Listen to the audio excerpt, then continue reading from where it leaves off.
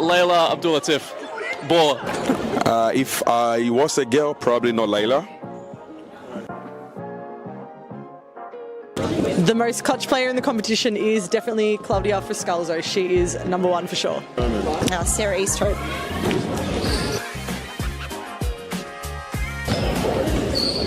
I'm going to say Amanda Aroha. I think this player gets underrated a lot, but Rebecca Davis.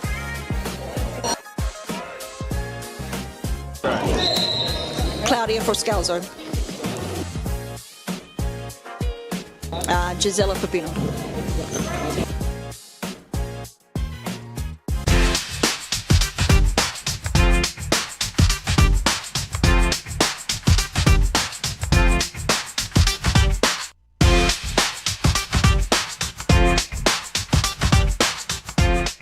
Why do people hate Hume, and why do they hate where we're going to and heading to?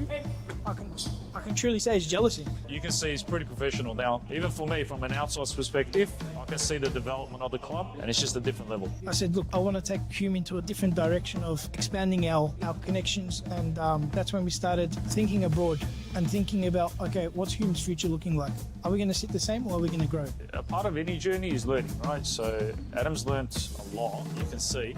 Made a lot of mistakes in the past. It was a rebuild. I took players from Championship. I took players from outdoor. Anything just to stay into the league. Obviously not to let the Hume badge fall. We took it into a different direction, which was the wrong direction. And you can see how we can transform a team within a very short period of time. It's only been, 6-7 months? And we're like a really well-oiled engine now. Going for top 3, sitting top 3 at the moment, where everyone doubted us, coming from relegation, bringing in one of the best coaches in Australia for futsal, bringing in players that are young but can shine. I think that's the best step that we've taken, pretty much. Nando came in and brought different kind of energy. Obviously, I came back from injury pretty much the same week as Nando signed with us, so it was kind of like a coincidence. You can see the progress and what we've been doing for that long, how much we've improved as a club. Even when they're undermanned, even when the odds are against them, like we're fighting this season. That's the beauty. Previously, when I came, I didn't know. I didn't have a feeling if we're going to come back or not. But now I always feel like we're in it. When you're winning games, right, it brings a different energy. When you're winning week in, week out, or you drop points here and there, but like you're winning 80% of your games or something, you're on a high. I think it makes a really big difference to Adam. He's been unbelievable as a president, as he goes obviously last year. So he's obviously been a big part of all of this, and he's been doing unbelievable. Well, good evening wherever you are watching in Victoria, across the nation, or around the world. Welcome to a bit of a glum, a bit of a grey, and a bit of a grisly Darebin Friday. Winter has truly hit the state of Victoria. We've had a week that's been washed away with rain. Thankfully, that won't affect us this evening. Only the pair of top flight fixtures tonight, and 1 and 2 that both have importance on them. The first of which, the earliest of kickoffs on a bit of a later start for Friday night, is a 1-0 team and a Hearts side not only chasing a finish above one another, but for 1-0's case, hanging on to the possibility of a podium place for the first season of 2026. They need to be victorious tonight if they are to keep any hopes of that realistically alive. Mathematically, it will still be possible until the week that follows this one. They will also need Fitzroy to do them a favour. They come up against the Carlton team, who themselves are looking to climb into the top 4 at 1-0's expense. They themselves will not want to finish closer to Northcote at the foot of the division. Instead, they will be wanting to give a season that's been one of not really two halves, but very topsy-turvy for Reece Teresi and co.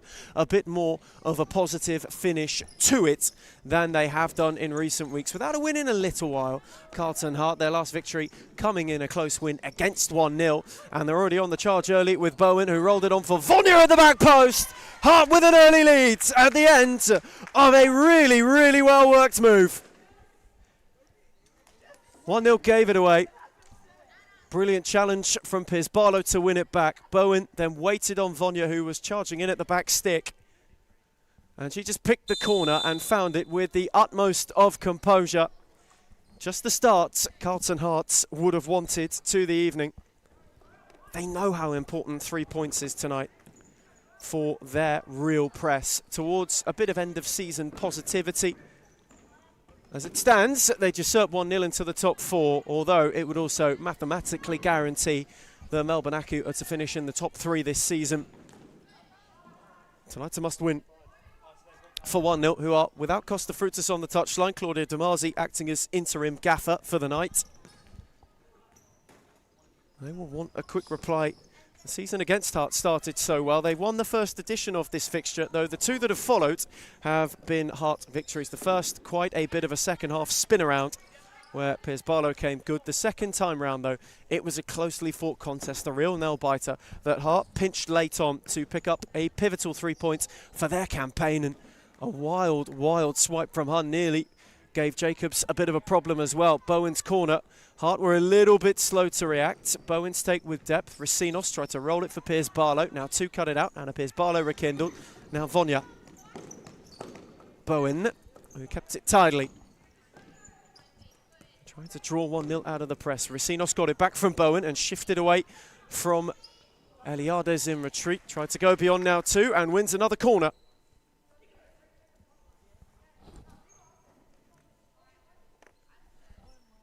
Carlton Hearts with a fast start. Not necessarily been known for them this season. They too are wanting to rebound from defeat to Fitzroy last week, which put quite a dampener on what had just been a couple of spirited performances. They were in the game for a lot of the first half, only a couple down as Vonya's on the charge again, and Eliades this time challenges to good effect. Flicks it out for Daig, who had nobody up with her in support, only 3 to contend with. Racinos got a boot in, Bowen bustled her way beyond, and then did the same away from Eliades before steering aimlessly towards the near post. But that defeat to Fitzroy, that 10-0 drubbing, off the back of a 13-0 loss to Victoria Lions. It's just when they were starting to build a bit of momentum. In fact, they had beaten Northcote as well, quite convincingly, not that long ago. It's a Hearts side who have had half of the points they've picked up this season come against 1-0. They'll be hoping not only to claim the seasonal ledger with at least a point this evening, it will be theirs as long as they avoid defeat. And beyond that too, it just keeps hopes of that top 4 finish alive, and it means that for 1-0, who are having to focus on essentially 2 separate ends to the seasonal script, it would only give them the initial singular narrative to focus on. If it stays this way, they can't finish in the top 3. Eliades wanting to change that. Well read by Piers Barlow, who then did brilliantly to steer it on to Racinos. Now 2 is in retreat. Racinos had a go, and Jacobs got down well at the expense of a corner.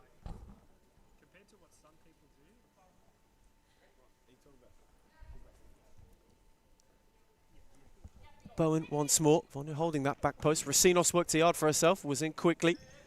Now 2 got a foot in. Eliades not beyond Piers Barlow, who was in firmly, albeit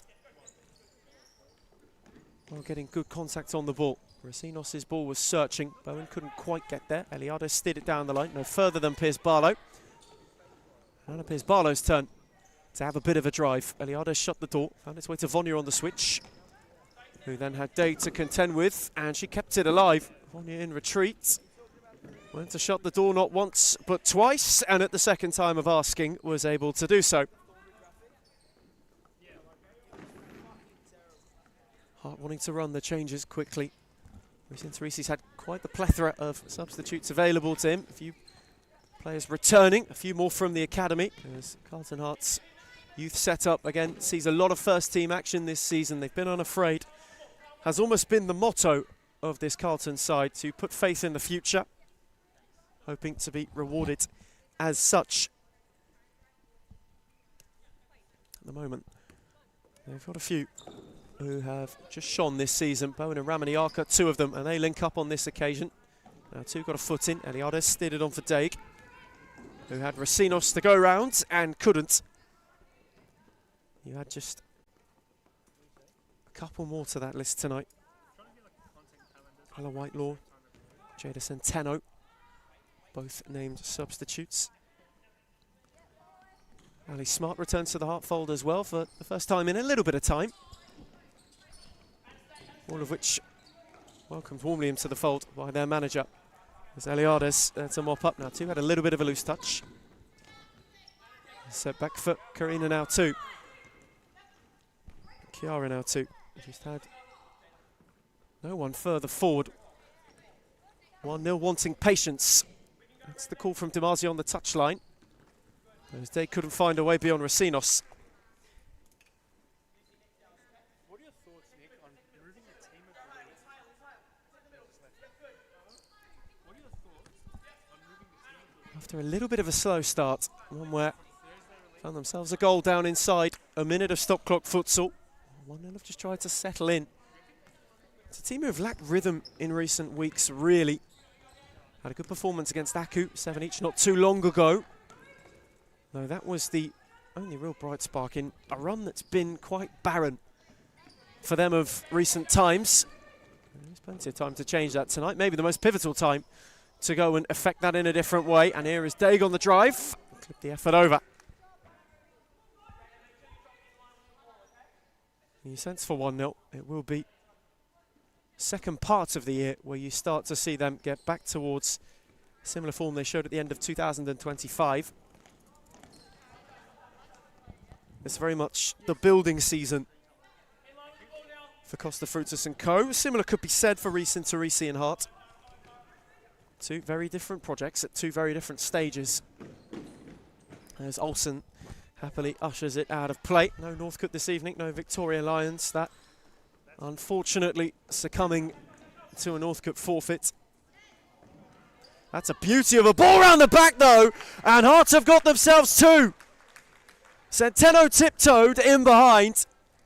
Glorious ball to find her. 1-0 switched off entirely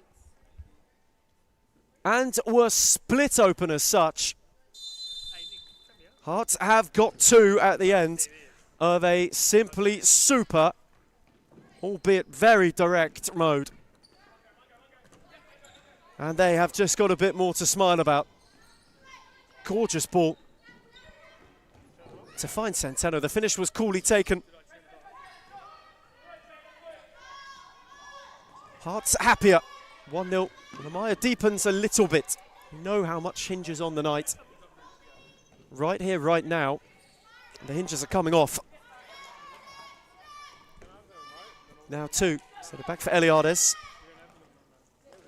His Barlow went on the press. Karina now two. Evaded her. Did no further than Centeno, who couldn't steer it back. Daig had Racines to roll beyond. And once again wasn't able to, though did well to keep it. Set back for now two. One to another. Now Eliades. Daig. Karina now two. Eliades. A very patient approach by 1-0 adopted. Daig went the return. Racines saw it out.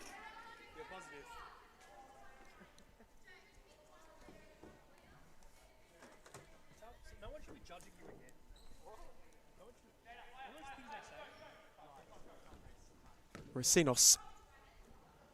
Piers Barlow. Ramaniaka was darting. A return for Piers Barlow, where she was impeded and wins a free kick. And Centeno just wanted to clip it centrally for Anna Piers Barlow, who was given a bit too much of a roadblock by Karina now too. Carlton Hart free kick. Piers Barlow over it. Two up looking for three. Clipped it smartly for Ramaniaka, who was unable to spin now too. Clara Ramaniaka kept going.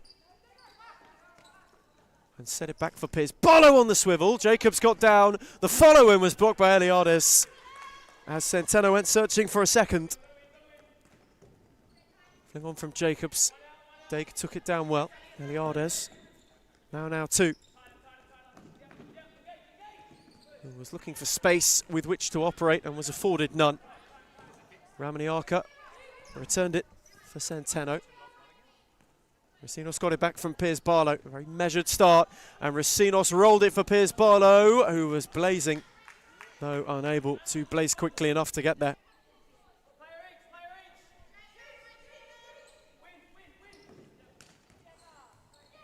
Centeno poked it on for Ramaniaka. Oh, gorgeous return. And steered on for Piers Barlow again. That's a lovely goal. Lovely, lovely futsal. And Hearts have hit three in a trice. The patience, the composure, the swivel was superb. And Piers Barlow could hardly miss. Carlton 3 early goals on the way to 3 points. Right on route and motoring ahead. Not just to an important win, but towards the top 4. 1-0 have got work to do. This is a fixture that's found comebacks, however. Hearts are looking to ensure that doesn't happen. Jada Centeno again on the strike. And think about the first time these two met this season. This is the last time they meet each other in this campaign. A quartet that Hearts are looking to split a treble to 1. Think about that first Heart win. They were trailing 3-1 at the break. 1-0 were in complete control. And Jacobs had a loose moment. Centeno picked up on it. Aaron now 2 on entirely different wavelengths. And 1-0 nearly once again. Just rude, a bit of nonchalance. Almost. Goodness, that could have been dangerous. Jacobs dropped it off now too, completely unbeknownst. And it opened the door momentarily. Now 2's cut out that time to better effect. Rolled it on for Daig, who had Racinos to go around. That's a lovely challenge. Racinos on the charge, waiting for 2 to go up with her. Eliades put a stop to the initial foray forward. Set back for Bowen. Daig in retreat. Now 2. Couldn't get away from Bowen. Lucinda Bowen tried to go around the lots, and Jacobs came out to mop up. Racinos' flick. Smart could only see it into touch.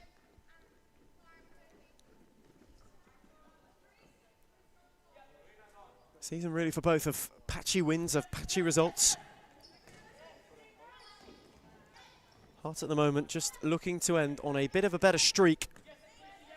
Wins have come and gone for them in this season with fleeting regularity.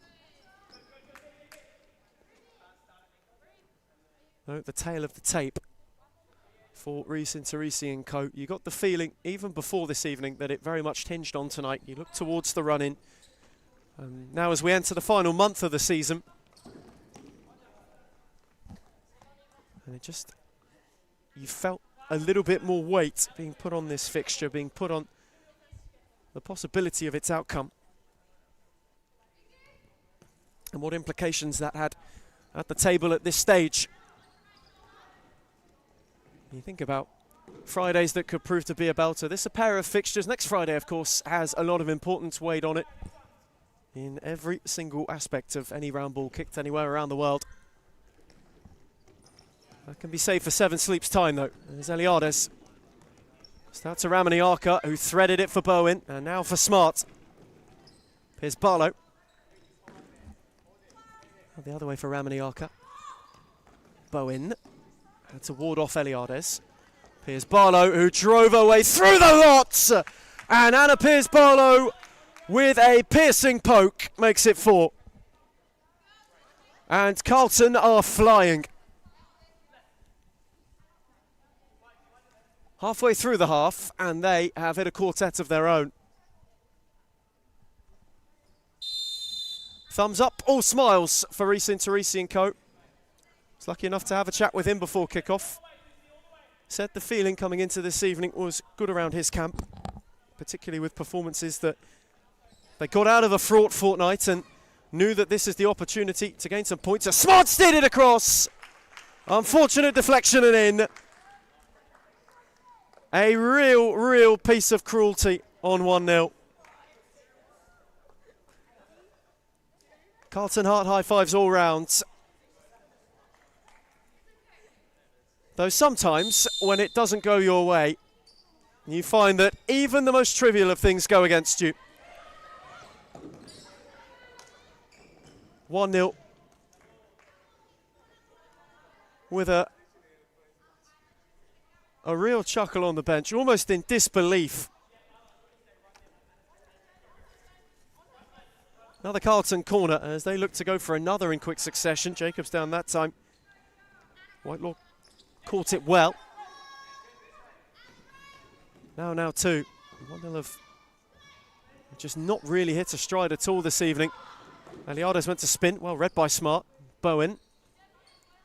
Eliades did well to just get away from trouble. Karina now 2. Maybe an opportunity for 1-0 to get themselves forward. As Ramirez and Eliades were battling, Smart was there to see it out of play. Now 2. Ramirez. Chiara now 2 with a loose touch on the far side. It does not yet feel like we are into the last month of the campaign. One which has flown by. At the end of this evening, only a trio remain for both of these two teams to close their seasons. Bowen threaded it for Vonya, who got a ricochet and nearly, ever so nearly, compounded quite an incomprehensible couple of goals. As Piers Barlow lost out to now 2 on that occasion. Got away from Bowen 2. Eliades. Chiara now 2. Lovely layback. Karina now 2. She tried to work a yard. Door was shut by Piers Barlow initially. Bowen then tried to get a foot into. Now 2 was battling and unable to manufacture anything further out of it. A very bright Carlton start though.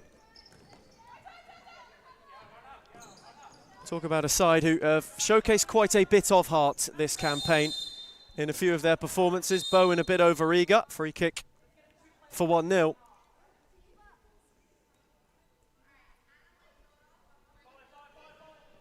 And maybe, just maybe, an opportunity to blemish the clean sheet. Keep somewhat of a vested interest prior to the break. Karina now 2's take. Bowen in the wall. Did her job.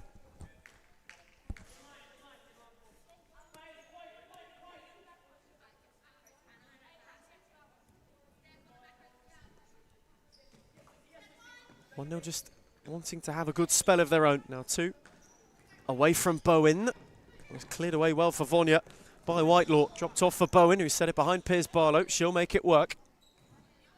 Whitelaw. Vonya opened up for her. It's a tidy ball as well.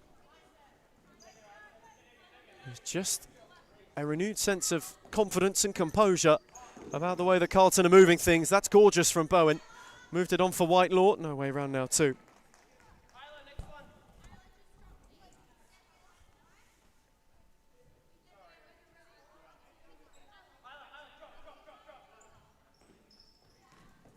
There's Vonya. Piers Barlow. Might be encouraged to have a drive. Bowen appealed to the back post. Now 2 was in the way to deny her. As Whitelaw makes way for Rasinos. Bowen. Again, no way beyond now 2, who's just started to get a grip of that particular battle. And went to steer it down the line for Ramirez, though couldn't. You had the feeling with this 1-0 side, it was make or break coming into tonight. Vonya had a yard, had a drive for a second. And Jacobs was there to gather it without too much fuss. Rasinos' flick found Bowen, who went to set it for Vonya. Unflicked it on towards now 2. Rasinos got up. Bowen unable to get away from Ramirez. Poked on for now 2. And Piers Barlow was there at the back post to intervene. And steered it out the other way for Vonya, who clipped it on for Bowen. She knew not much about it. Jacobs had a spillage, cleared only as far as Vonya, who was urged to shoot momentarily. Bowen with a good take. Had Hun in retreat, poked it on for Vonya at the back stick, intervened well. Was now 2, one steered on to another. And now on the switch. Piers Barlow stood off as Ramirez set it back for now 2. Game slowed, almost stationary. As Karina now 2, couldn't thread it down the line. Rasinos with an intervene. Just over 5 to go to the break here in Darebin. As now 2 is tiptoeing forward. And if they are to go level, they'll need to find 5 in 5 minutes. Or is Bowen about to roll it in for Rasinos on the break? And she rattled the outside of the frame. 1-0 tried to spring the counter quickly. Now 2 unable to flick it on. Vonya in retreat. Now Bowen, who was given a clip and wins a free kick.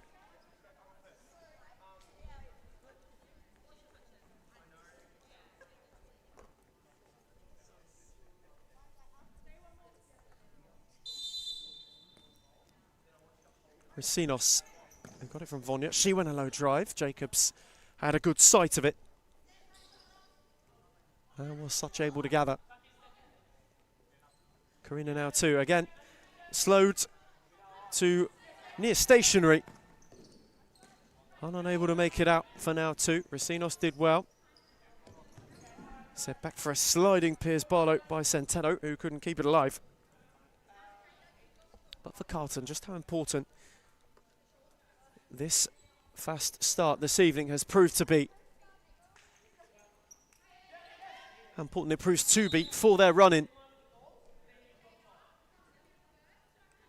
A couple of tricky fixtures to end the campaign for them. Similar could be said for 1-0 who have maybe a more favourable run. They get themselves out of this. They get themselves out of Fitzroy next week. And then you see an opportunity to go 6 for 6 to close the end of the campaign. And that might be enough for a top 4 finish at this rate. There's now 2 drilled it. Resinos took it tidily and then played a beauty of a ball for Vonya, who returned it on for Centeno. She was charging and whipped it wide of the post. That is how quick, though, Carlton go from one end to the other. All it took to split 1-0 open once again. It's been a half of incision for Reece Interisi and co. Resinos tried to wait it for Ramaniaka, just had a fraction too much loft. And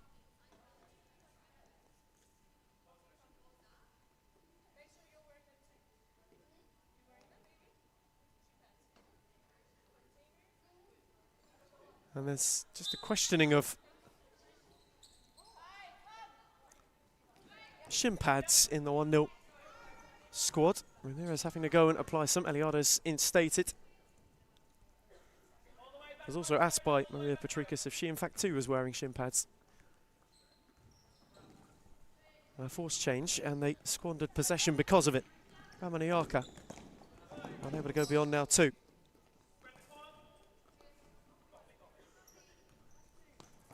Ramaniaka, lovely run by Centeno, who kept it alive just and then ran out of room. Just finding a way, Hart, to try and take control of this half's closing stages. Good take from Ramaniaka. And Centeno, now Resinos. Clara Ramaniaka once more. No way beyond now too. Ramaniaka in further, couldn't go any further.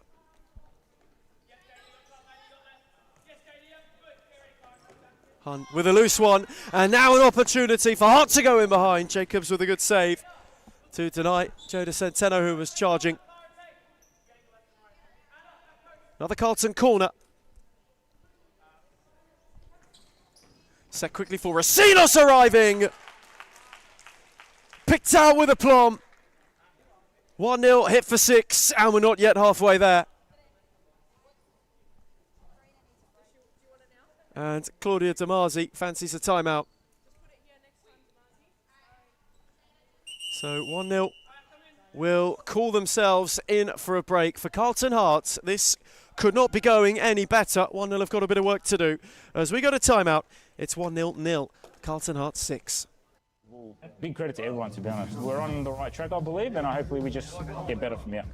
It's all about the brotherhood. It's all about passion. It's all about, if my brother's falling down, what can I do to pick him up? Or how can I pick him up? It doesn't matter what you do at a club. If you're there long enough, it becomes like your property kind of thing. It feels like you have a piece. You want to stand up and protect it. So I'll always want to protect this club, no matter what. We focus on everything. We focus on all the aspects. And I think that's what a lot of clubs don't have.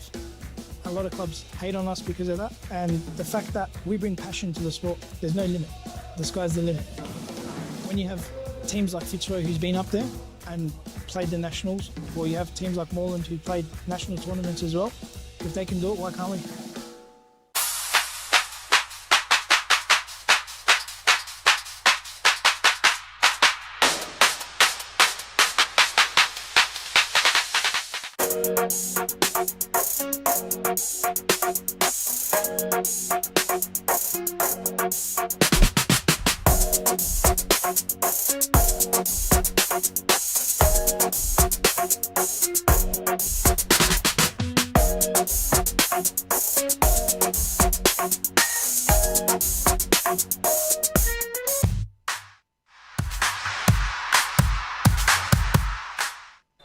Returning from timeout, Heart have got 6, 3.5 to the break here in Darabin of 1 of 2. We're almost a quarter of a way through the evening for the night.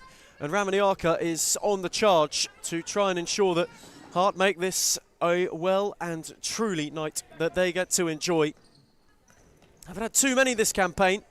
Had one against 1-0, a second half special, courtesy of Anna Pierce-Barlow. Got them to a 9-4 win. Here is Ramaniaka. Racinos, gorgeous ball, oh what a goal that is! Simply sensational. Heart at their very best. That's a super move. Finished by Centeno superbly. 7.5, and that is undoubtedly the pick of the bunch. A beautiful, beautiful Carlton move. That's the kind of futsal that they've been seeking. Smart is in behind. Tried to tiptoe away around two. Eliades and Jacobs. Got a touch in intervention. Will be a corner. Smart's take. Set for Racinos. Took a bobble.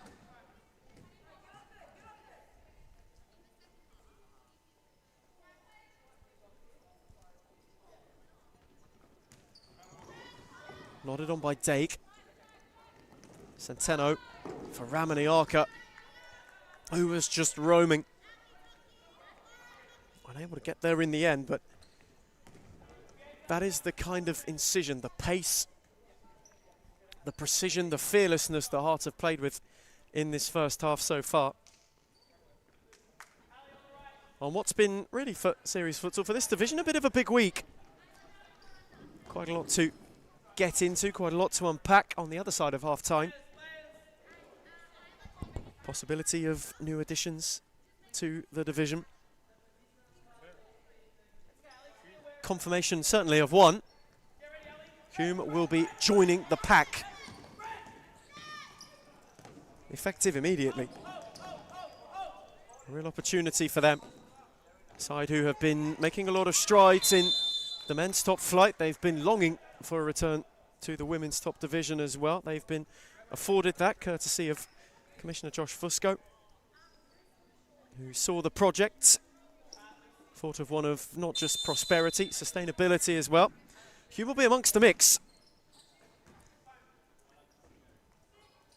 as we most unfortunately will be bidding adieu to Northcote in that time as well. In the meantime here, Hearts 7th heaven, under 2 to half-time. Smart's take, rattled into now 2. And a good take from Dake, who had nobody further forward and had 2 in retreat. Now Eliades. Waited for Hunt to open up a bit. Eliades. That's a good read. And steered on to Bowen. Hart can go the other way. Whitelaw kick-started it. Lucinda Bowen went early. Smart was on the overlap. Dake. Hunt gave it back to her. Bowen in retreat this time. That's cleverly done by Whitelaw. Now Smart, who wanted Pierce-Barlow at the back post. Ball was not a bad idea. Had a bit too much on it. 65 seconds to half-time.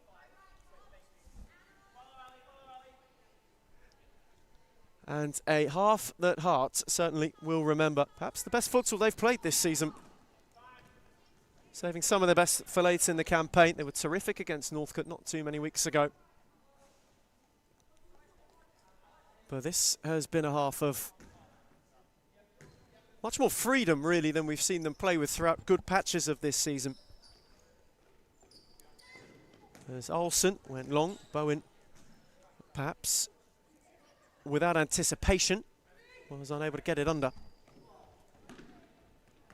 Long one by Jacobs, only to her opposite number. Olsen now went to spear it. Piers Barlow and Bowen was split, both in who wanted to go, both in where the ball landed. Olsen take two, this time goes short. Whitelaw. Bowen. One by Dake. Again, Smart made a good run. Chopped off Reliades. One well by Piers Barlow. And Hart may be closing the half strongly. Piers Barlow on the drive. Jacobs, did it cross the line? It did. Trickled off a strike that was just too fierce to handle. Thumped by Piers Barlow. Was certainly not an effort. Hit in weakness. Pure power from Hearts number 9. And they are finishing the half strongly. Piers Barlow again will get the final touch of a first half of true Carlton Hearts domination. 1-0. Have really got to try and enter this as damage limitation. Hart very well could be headed for the top 4. Half time in Darabin. It's 1-0. Carlton Hearts 8.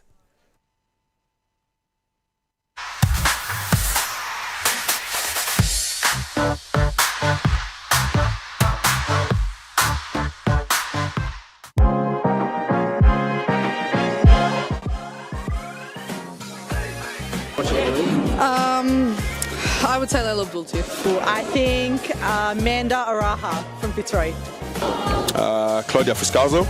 Oh, I'll be biased. Reed Jacobs, because she doesn't even know what she's got to do before she does it, let alone us. But then from across the league, Alexis from Fitzroy, she's too good.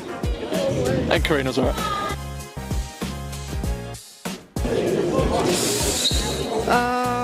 Let me actually think. Fitzroy's white kit. Which team has the best kit in the league?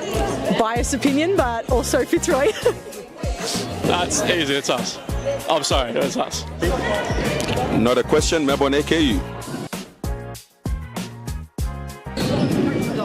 Liz Air. I think that one will have to be Leila Abdulatif. She would definitely win every time. Ooh. Leila Abdulatif. Baller. If I was a girl, probably not Leila. The most clutch player in the competition is definitely Claudia Friscalzo. She is number 1 for sure. Sarah Easthope.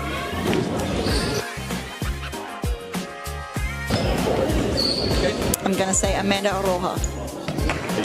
I think this player gets underrated a lot, but Rebecca Davis.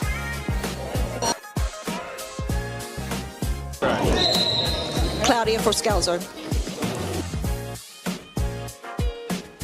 Gisela Pepino.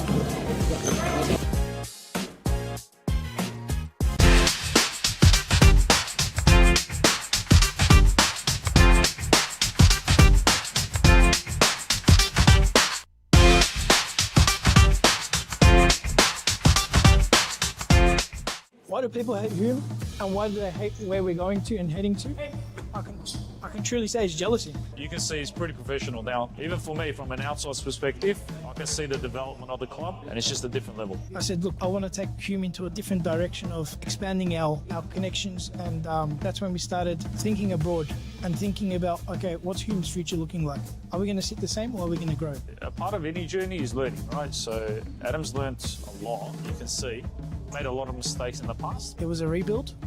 I took players from Championship. I took players from outdoor. Anything just to stay into the league. Obviously not to let the Hume badge fall. We took it into a different direction, which was the wrong direction. And you can see how we can transform a team within a very short period of time. It's only been, 6-7 months? And we're like a really well-oiled engine now. Going for top 3, sitting top 3 at the moment, where everyone doubted us, coming from relegation, bringing in one of the best coaches in Australia for futsal, bringing in players that are young but can shine. I think that's the best step that we've taken, pretty much. Nando came in and brought different kind of energy. Obviously, I came back from injury pretty much the same week as Nando signed with us, so it was kind of like a coincidence. You can see the progress and what we've been doing for that long, how much we've improved as a club. Even when they're undermanned, even when the odds are against them. Like we're fighting this season. That's the beauty. Previously, when I came, I didn't know. I didn't have a feeling if we're going to come back or not. But now I always feel like we're in it. When you're winning games, right, it brings a different energy. When you're winning week in, week out, or you drop points here and there, but like you're winning 80% of your games or something, you're on a high. I think it makes a really big difference to Adam. He's been unbelievable as a president, as his scope obviously last year. So he's obviously been a big part of all of this, and he's been doing unbelievable. Big credit to everyone, to be honest. We're on the right track, I believe, and hopefully we just get better from here. It's all about the brotherhood. It's all about passion. It's all about, if my brother's falling down, what can I do to pick him up? Or how can I pick him up? It doesn't matter what you do at a club. If you're there long enough, it becomes like your property kind of thing. It feels like you have a piece. You want to stand up and protect it. So I'll always want to protect this club, no matter what. We focus on everything. We focus on all the aspects. And I think that's what a lot of clubs don't have. A lot of clubs hate on us because of that. And the fact that we bring passion to the sport, there's no limit. The sky's the limit. When you have teams like Fitzroy, who's been up there and played the nationals, or you have teams like Moreland who played national tournaments as well, if they can do it, why can't we?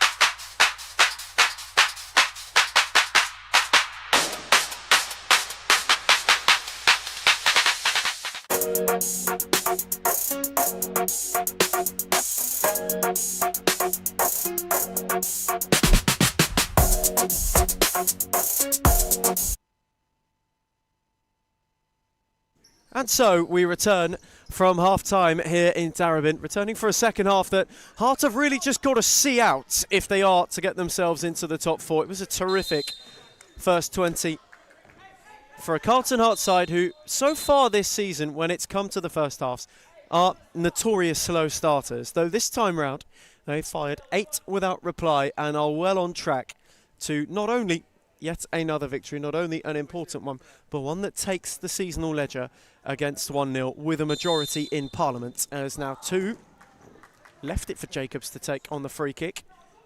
And she plays the effort wide. Quick switching keeper for 1-0 in the break. That drew the attention of the Carlton Heart manager. He was not best pleased about it.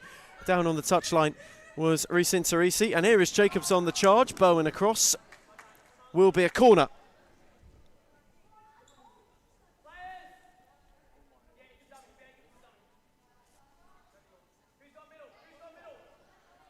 Opportunity for 1-0. You sense even if they are to get 1 or 2, it would just be to chip away. Emma Olsen would love a clean sheet this evening, and Carlton would love to add more. Bowen's on the break, on for Vonya, who's on her own, and she hits the post.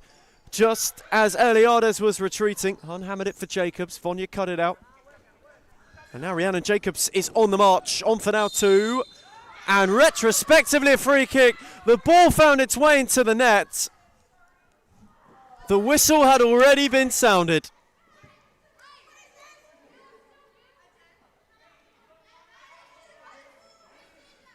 Somehow, when it's really not your night, it's really not your night.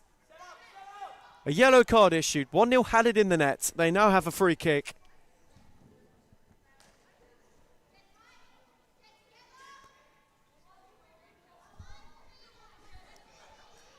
Goodness gracious me. Early second half set piece. Now 2's take, corner.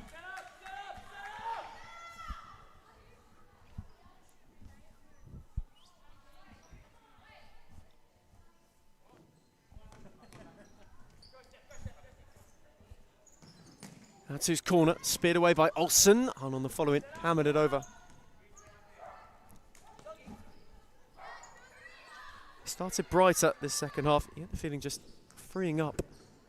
Rhiannon Jacobs has given them more of an opening, more of an impetus to carve a couple of goals away. The message might have been, get a couple quickly, you never know what happens. For Carlton Heart, Resin Tarisi was very clear on protecting possession when they have it, but the main focus has been without the ball. He wants to open up 1-0 on the counter as this second half transpires. As now 2 away from Racinos, tried to set it on for Jacobs. She lunged and kept it alive brilliantly to Jacobs. Olsen undeterred at the near post the first time and then fired wide of it the second time. Olsen flung on for Vonya. Helped on for Bowen this time! And she gets in on the act. And all of the early pressure, all of the early work is undone in the most simple, in the most crushing of Carlton counters. Vonya set it up, Bowen steered it home. And there is the first example of wanting to hit 1-0 on the counter. And this time Vonya's the one leading the charge. Eliades found now 2. Rosinos stepped off. 1-0, happy to slow it down. Hunt. Oh, lovely 1-2. Now 2. Jacobs took a tumble. No free kick. Rosinos encouraged to charge. It took 2 ricochets and found its way out of play.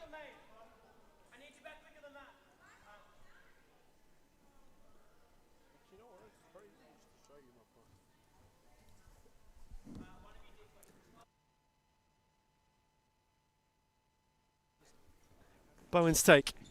Set for Piers Barlow, who fired over. It's on track to be Carlton's most emphatic win of the campaign thus far. Season where wins have been a bit few and far between, but they've savoured them when they've arrived. They went 6 without a win and went back-to-back victories. It's been a really topsy-turvy season, a roller coaster for Carlton Heart. Well, they're looking at the moment just to be enjoying life a lot more. As Vonya lost out to now 2. She wants to shift away. Went through the legs of Rosinos, well picked off by Piers Barlow. Eliades in retreat, Anna Piers Barlow was charging. And Kiara now 2 denied her at the near post. Carlton corner, Piers Barlow's in a hurry. Bowen got a yards, and Bowen clipped it over.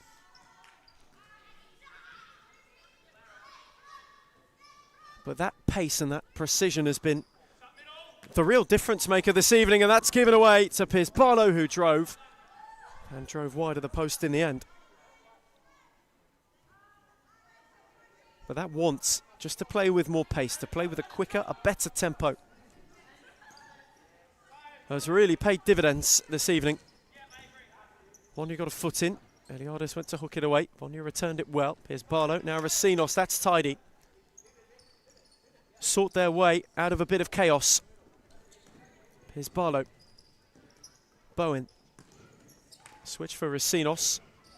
Waited on the movement of Bowen. Rosinos with tidy footwork. Bowen no way beyond.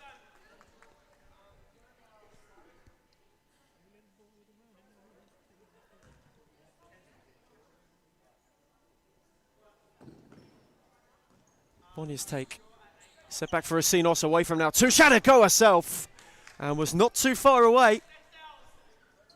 Rosinos no stranger to a screamer this season. Has hit one of the goals of the campaign. Well read by Bowen, who dragged her effort just wide. Never really caught it cleanly.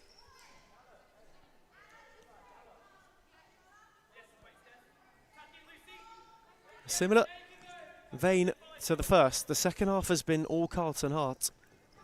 Till this point in time, 1-0. Without answers. Now 2 trying to provide some spark. On for Jacobs. Blocked by Piers Barlow. Vonya came across and then at the second time was happy to clear.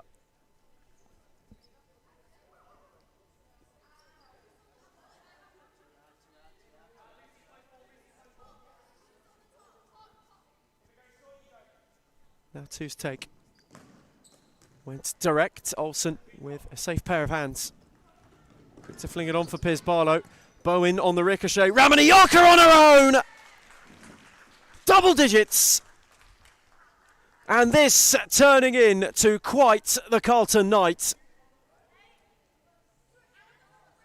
Bowen, perhaps inadvertently, rolled it into Ramaniaka,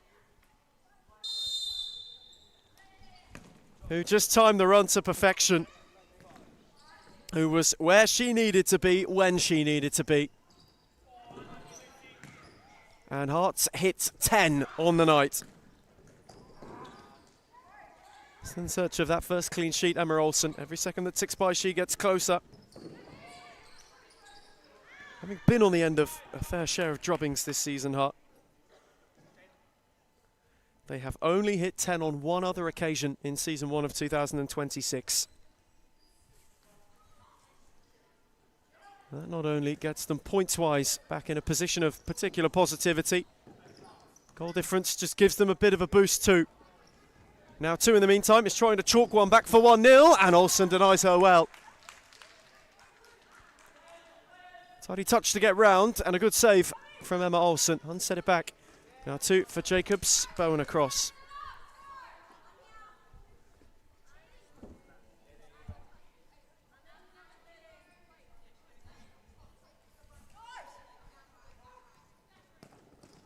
Now 2 wanted Jacobs, Bowen cut it out. Here's Barlow, Racinos, tried to whip it on for Bowen. Eliades in clumsily, but not harmfully, as Hans speared it with far too much force. And happy to go to the bench to make changes tonight, as Reece Teresi, the Carlton boss, once again has quite the set of substitutes to call on when needed. And they've had quite a performance this evening to back it up. And here is Piers Barlow. Went for the drive, unblocked at the expense of a Carlton corner.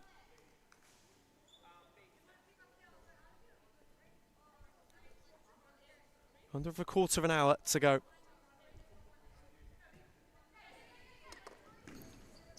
Ramaniaka's corner. Racinos on for Piers Barlow this time, who blasted it through the lots. Now 2 short-sighted for a truly terrific hit from Anna Piers Barlow. And on a bit of a gloomy night, Carlton are making hay while some sort of sun shines. 1-0 without answers. Jacobs, Ramaniaka with slick footwork. Racinos wanted the return. Hun hammered it away.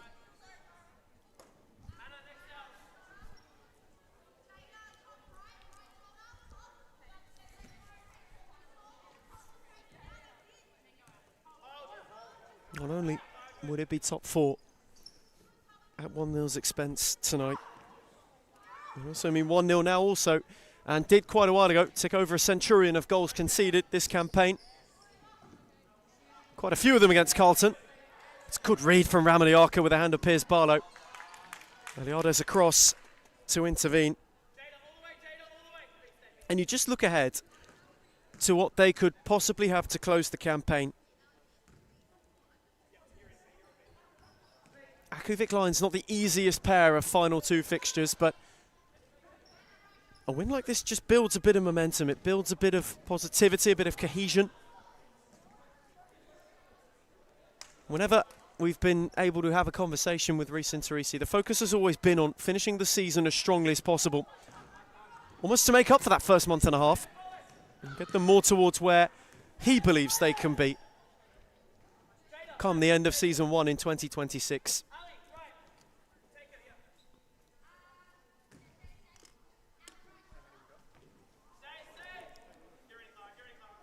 There's now 2. Given away to Ramaniaka. She had an early go and wins a corner because of it.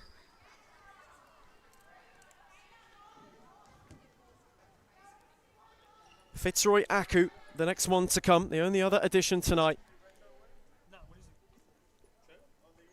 Though Aku can't win the title this season, they have effect in who goes and claims their crown.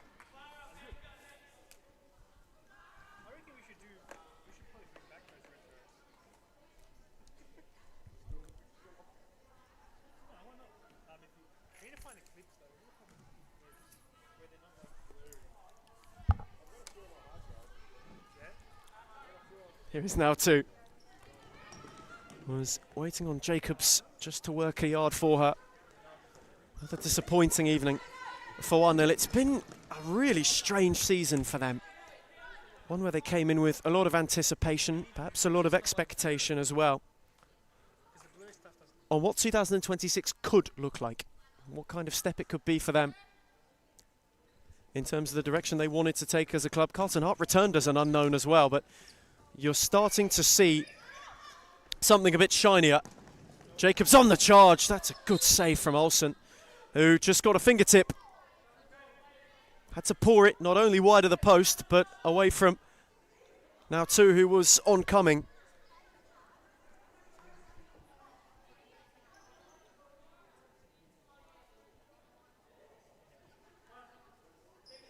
Now two's corner. Really speared towards Jacobs. And that time there was no final Carlton flick. Flung on for Piers Barlow. Left for Smart to have a drive. Was not too far away. Caught it sweetly. Did Ali Smart. First time we've seen her for some time. Both Aris and Teresi and co.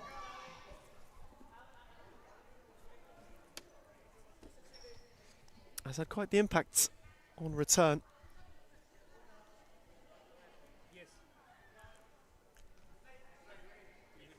Jacobs. Tried to go beyond Centeno. Piers Barlow picked up on it and had far more time than perhaps she realised. Took the strike on quite hastily and dragged it as a result. As now two and Jacobs just got themselves in a muddle and 1-0 had to clear once again. They have at times been architects of their own downfall, have not necessarily helped the cause tonight. Well, you can't really take much away from Carlton either, though here is Eliades motoring. It was awkward for Olsen, who made a good save in the end. Smart conceded the corner. Now just dipped devilishly on Emma Olsen, who got a push onto the post.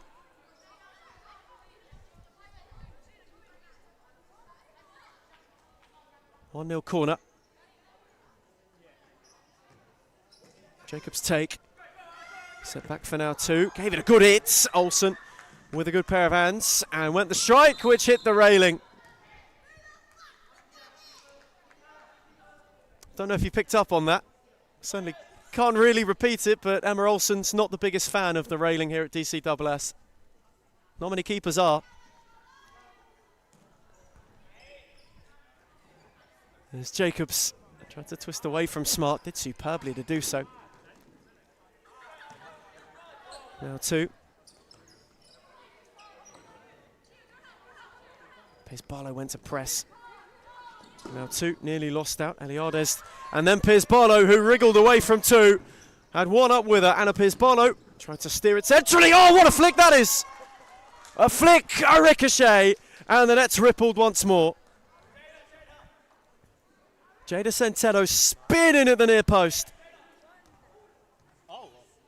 It took a little touch off the post. It might have taken a touch off of a retreating Rhiannon Jacobs on the way too. A bit of flair about how Carlton Hearts are wanting to close things tonight. It was played on for Hunt. Smart stood her up. You look at 1-0, they go to Fitzroy next week. Tricky game in the title race. Can be a bit of a spanner in the works, potentially, to be thrown. Eliades unable to catch that cleanly. You just suspect, though, sometimes after a few fraught weeks, there is one where 1-0 step to what this side can show this season. It's been one of frustrating inconsistency. For Teresi and Carlton Hart, the narrative is more, not necessarily one of consistency, of perpetual growth as the season's gone on.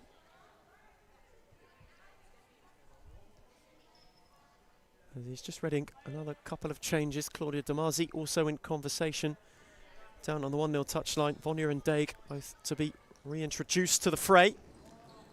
There's now two. Trying to tiptoe around them all. Olsen with another tidy stop. And now Piers Barlow, who flicked it tidily on for Bowen. Carlton can counter again. Bowen beyond Hun and stabbed wide of the far post, only just. Near this second half's halfway stage. Only one further fixture to follow. There's now two, not beyond Bowen. Set back for Daig. Eliades gave it an early drive and hit the post. Olsen thought it was going wide and opted not to get a palm. Nearly paid the price for it. Bowen was given a flick and wins a free kick. That may be a bit too close for comfort for Emma Olsen.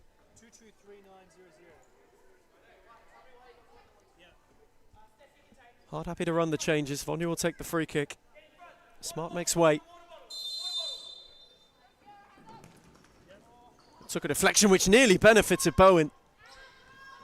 Cinder Bowen was lurking, waiting for an effort to drive goalward. Jacobs now away from Bowen, not once but twice. Daig then gave it away to Vonya, who steered it to the back post for Lucinda Bowen, and she couldn't sort her feet out.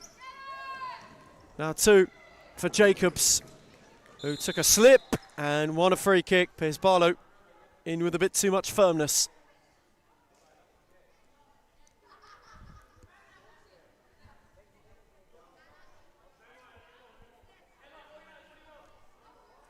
A 1-0 free kick.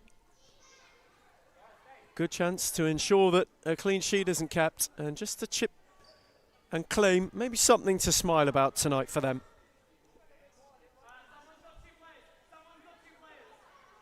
No Costa Fruitas again on the touchline. Jacobs with the flick for now 2, and it needed a save from Olsen. Was a good one as well. Just had to lunge across and get a palm. Free kick taken for now 2 this time, who clipped her effort over the crossbar.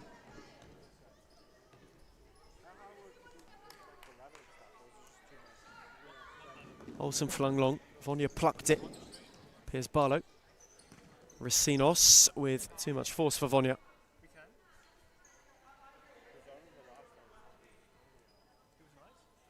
We mentioned as well, quite a lot of change to take place in this league. Come season 2, Hume will be an early addition.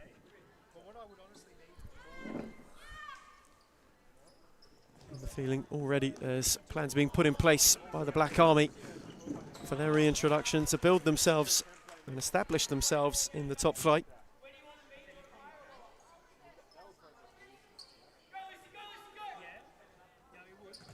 In the meantime, though, here, 2 who will have half an eye on that for the time to come.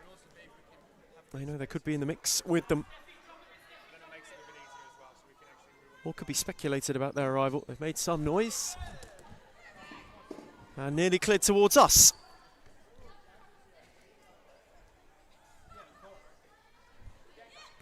Just for a brief moment, we've had quite a month of it, the commentators. We've been in the wars a bit, as Piers Barlow was motoring, steered her effort wide.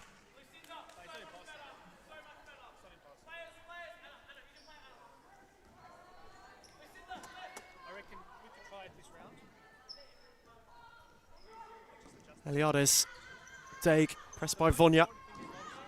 Put it up for Eliades once again. Bowen's challenge, one which won it back.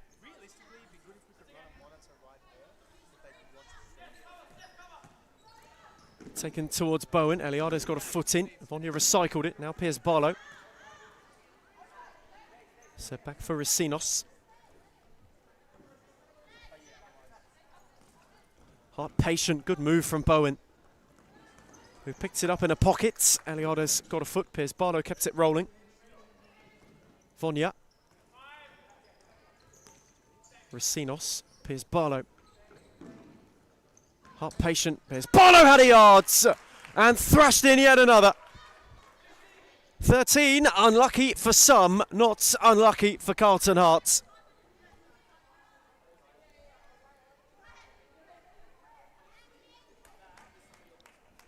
Searing hit. Now 2, not really much of a chance. And a night of real, not necessarily Carlton cruelty, but Carlton clinicality. There's now 2 forced into a save. Daig intervened.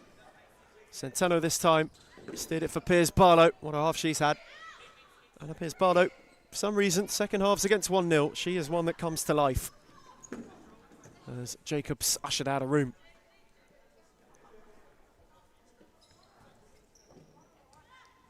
Racinos threaded for Centeno. Just got away from one and then set it a bit behind Piers Barlow.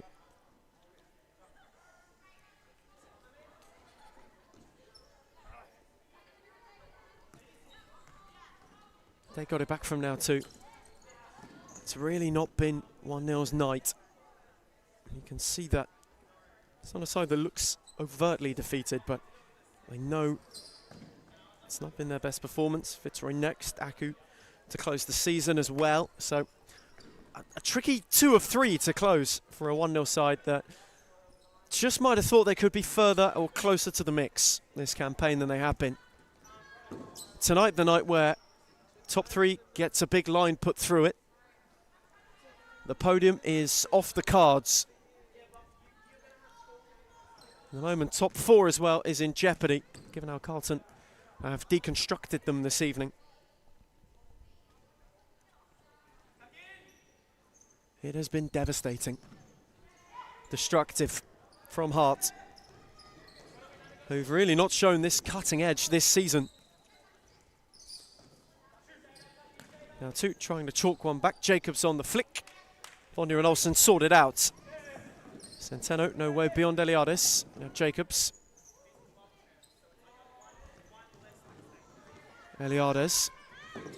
Now 2, gorgeous flick. Jacobs couldn't roll Racinos. And she was in well. Thought Jacobs got the final flick.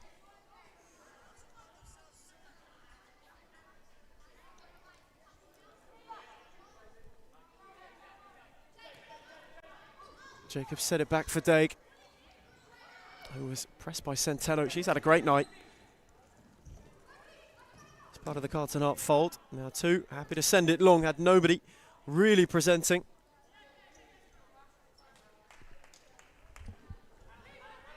Racinos, nearly cut out by Jacobs, was cut out by now 2. His Barlow was in retreat.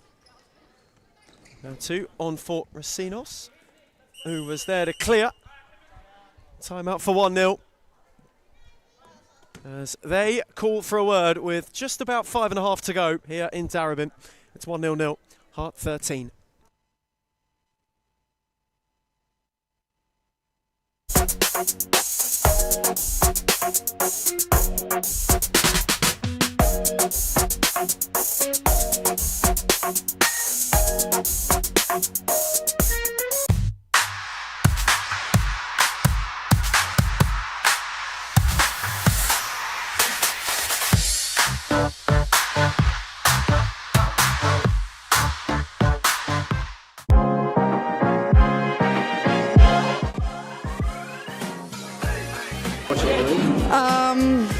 I would say Layla Bulti. I think Amanda Araha from Fitzroy. Claudia Fuscazzo. Oh, I'll be biased. Reed Jacobs, because she doesn't even know what she's got to do before she does it, let alone us. But then from across the league, Alexis from Fitzroy. She's too good. And Karina's alright.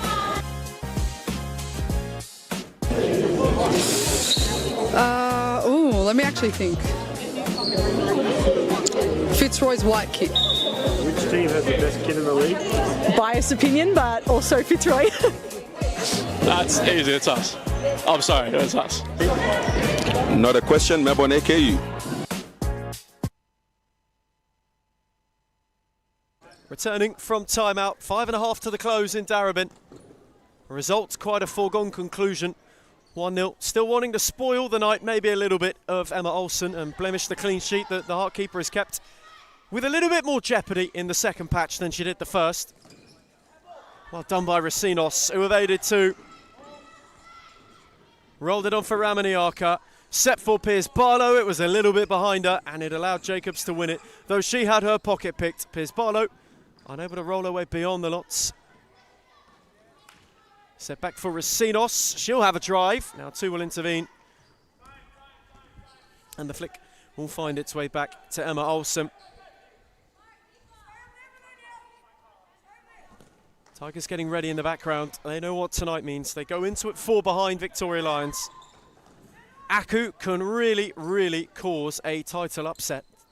if they are to be victorious this evening for QE Mute, Joe Akon and co. Here is Jacobs on the drive. Another good claim by Olsen, who was quick to fling it out the other way. Centeno was in behind and just couldn't connect. And Ramirez is been questioned about shin pads once again. Does have them in this time. The return was cut out by Piers Barlow.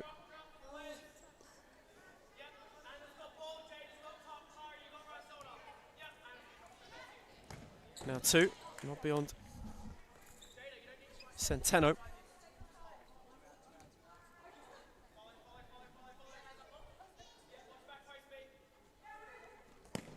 Now 2's take, fizzed for Piers Barlow.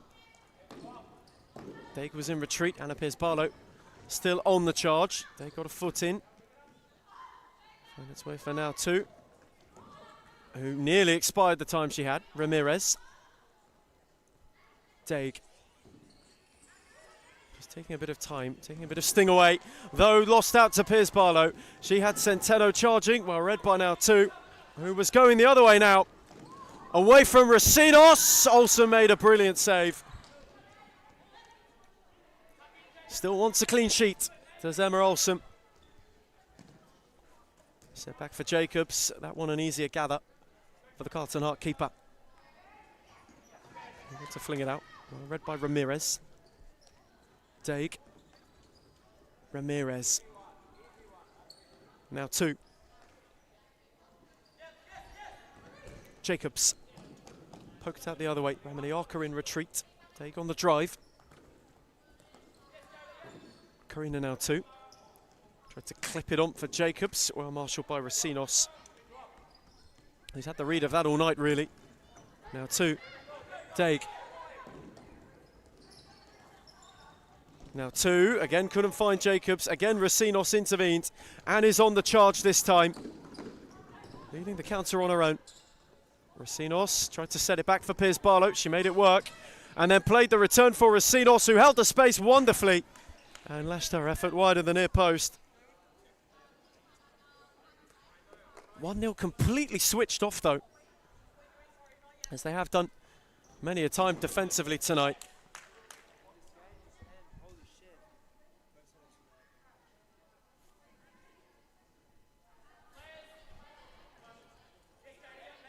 Daig. Again, Centeno there to press. Moved on for Ramirez. We had nobody further down the line. A couple of changes being prepped, maybe, to close it out. Lucinda Bowen, Ali Smarts. Reece and Teresi just wanting to close the show. On a night where Carlton have put on a show. Now 2. Beyond Bowen, but not Ramaniaka. 2 on the dots. To the close of Friday's opener. We'll reach the evening's halfway stage in a couple of minutes' time. Only one to follow. Fitzroy Aku, and what a contest it promises to be. Could have huge implications for how the season transpires. In the meantime, Smart was charging and wanting on return to inflict more 1-0 hurt.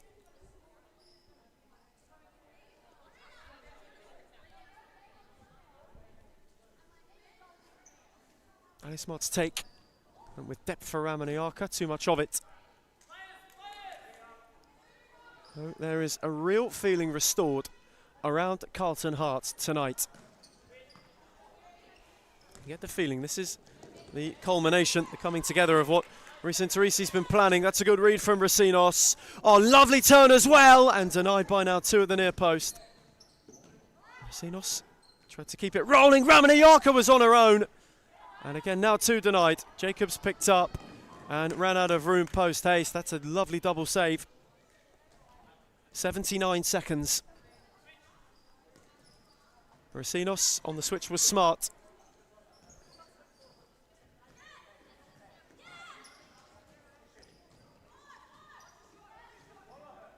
Trying to draw Hunt's challenge. Lovely footwork from Smart, who then just steered it wider than near post. It's been that kind of night for 1-0 again. Not one they will want to remember, one they'll want to wash away quickly. Without much fuss, without much complication. For Carlton, they'll be hoping this is the start of at least a trio of fixtures to the end of the campaign where they can pick up as many points as possible. Though, will they take a clean sheet with them? Olsen with another good denial. This time to ward off now too. Heavy touch invited Ramirez. Pun couldn't help it further. Bowen in chase. Jacobs kept it alive, only just. And the lines had to be cleared once more. Whitelaw came across in good time. Chiara now too went on a venture. Well inside the final minute of one half of Friday's editions. 25 seconds to the close.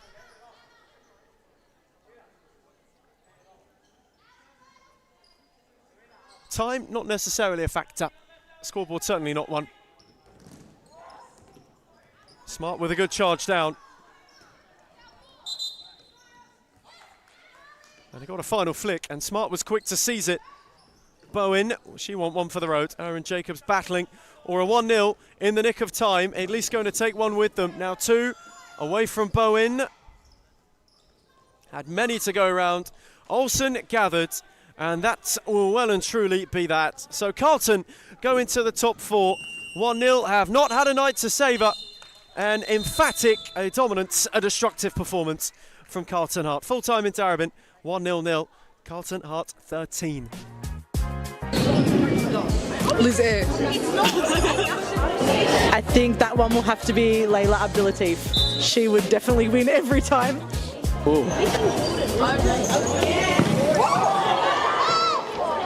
Layla Abdulatif. Baller. If I was a girl, probably not Layla. The most clutch player in the competition is definitely Claudia Friscalzo. She is number 1 for sure. Sarah Easthope.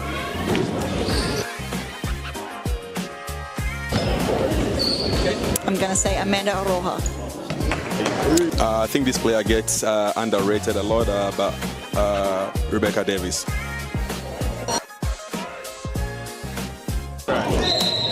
Claudia Friscalzo. Gisela Pepino.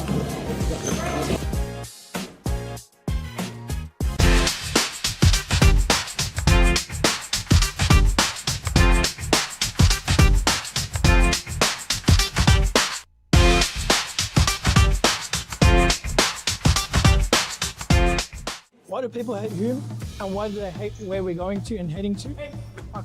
I can truly say it's jealousy. You can see he's pretty professional now. Even for me, from an outside perspective, I can see the development of the club, and it's just a different level. I said, look, I want to take Hume into a different direction of expanding our connections, and that's when we started thinking abroad and thinking about, okay, what's Hume's future looking like? Are we going to sit the same, or are we going to grow? A part of any journey is learning, right? So Adam's learnt a lot, you can see. Made a lot of mistakes in the past. It was a rebuild. I took players from Championship. I took players from outdoor. Anything just to stay into the league. Obviously not to let the Hume badge fall. We took it into a different direction, which was the wrong direction. And you can see how we can transform a team within a very short period of time. It's only been, what, 6-7 months? And we're like a really well-oiled engine now. Going for top 3, sitting top 3 at the moment, where everyone doubted us, coming from relegation, bringing in one of the best coaches in Australia for futsal, bringing in players that are young but can shine. I think that's the best step that we've taken, pretty much. Nando came in and brought different kind of energy. Obviously, I came back from injury pretty much the same week as Nando signed with us, so it was kind of like a coincidence. You can see the progress and what we've been doing for that long, like how much we've improved as a club. Even when they're undermanned, even when the odds are against them, like we're fighting this season. That's the beauty. Previously, when I came, I didn't know.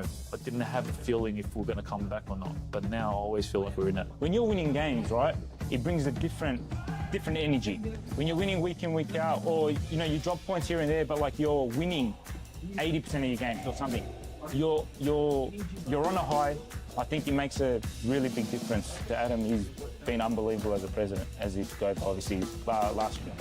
So he's obviously been a big part of all of this, and he's been doing unbelievable. Big credit to everyone, to be honest. We're on the right track, I believe, and hopefully we just get better from here. It's all about the brotherhood. It's all about passion. It's all about, if my brother's falling down, what can I do to pick him up? Or how can I pick him up? It doesn't matter what you do at a club. If you're there long enough, it becomes like your property kind of thing. It feels like you have a piece. You want to stand up and protect it. So I'll always want to protect this club, no matter what. We focus on everything. We focus on all the aspects. And I think that's what a lot of clubs don't have. A lot of clubs hate on us because of that. And the fact that we bring passion to the sport, there's no limit. The sky's the limit. When you have teams like Fitzroy, who's been up there and played the nationals, or you have teams like Moreland who played national tournaments as well, if they can do it, why can't we?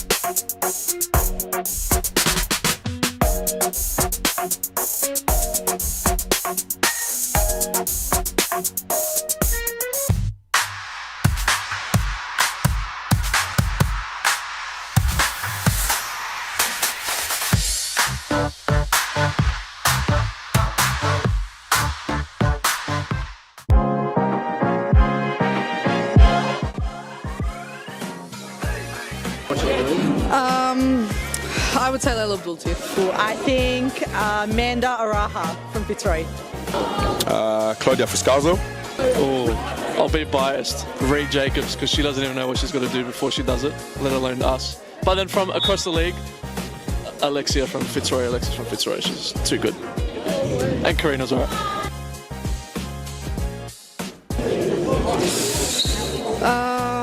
Let me actually think. Fitzroy's white kit. Which team has the best kit in the league? Biased opinion, but also Fitzroy. That's easy, it's us. I'm sorry, it's us. Not a question, Melbourne AKU. Liz Air. I think that one will have to be Layla Abdul-Latif. She would definitely win every time. Ooh. Layla Abdul-Latif. Baller. If I was a girl, probably not Layla. The most clutch player in the competition is definitely Claudia Fuscalzo. She is number one for sure. Sarah Easthope.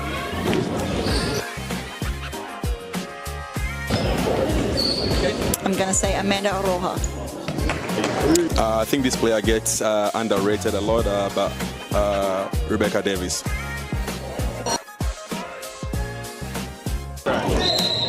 Claudia Fuscalzo.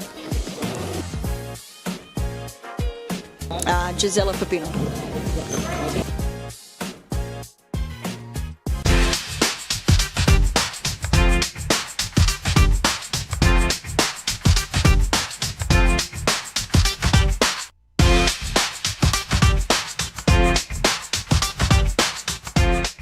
Why do people hate Hume, and why do they hate where we're going to and heading to?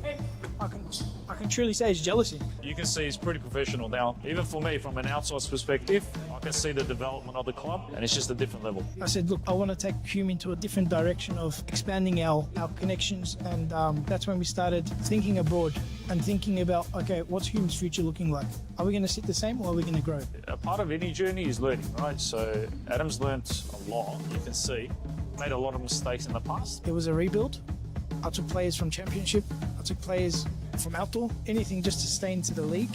Obviously not to let the Hume badge fall. We took it into a different direction, which was the wrong direction. And you can see how we can transform a team within a very short period of time. It's only been, 6-7 months? And we're like a really well-oiled engine now. Going for top three, sitting top three at the moment, where everyone doubted us, coming from relegation, bringing in one of the best coaches in Australia for futsal, bringing in players that are young but can shine. I think that's the best step that we've taken, pretty much. Nando came in and brought different kind of energy. Obviously, I came back from injury pretty much the same week as Nando signed with us, so it was kind of like a coincidence. You can see the progress and what we've been doing for that long, how much we've improved as a club. Even when they're undermanned, even when the odds are against them, like we're fighting this season. That's the beauty. Previously, when I came, I didn't know. I didn't have a feeling if we're going to come back or not. But now I always feel like we're in it. When you're winning games, right, it brings a different energy. When you're winning week in, week out, or you drop points here and there, but like you're winning 80% of your games or something, you're on a high. I think it makes a really big difference to Adam. He's been unbelievable as a president, as he goes obviously last year. So he's obviously been a big part of all of this, and he's been doing unbelievable. Big credit to everyone, to be honest. We're on the right track, I believe, and hopefully we just get better from here. It's all about the brotherhood. It's all about passion. It's all about, if my brother's falling down, what can I do to pick him up? Or how can I pick him up? It doesn't matter what you do at a club. If you're there long enough, it becomes like your property kind of thing. It feels like you have a piece. You want to stand up and protect it. So I'll always want to protect this club, no matter what. We focus on everything. We focus on all the aspects. And I think that's what a lot of clubs don't have. A lot of clubs hate on us because of that. And the fact that we bring passion to the sport, there's no limit. The sky's the limit. When you have teams like Fitzroy, who's been up there and played the nationals, or you have teams like Moreland who played national tournaments as well, if they can do it, why can't we?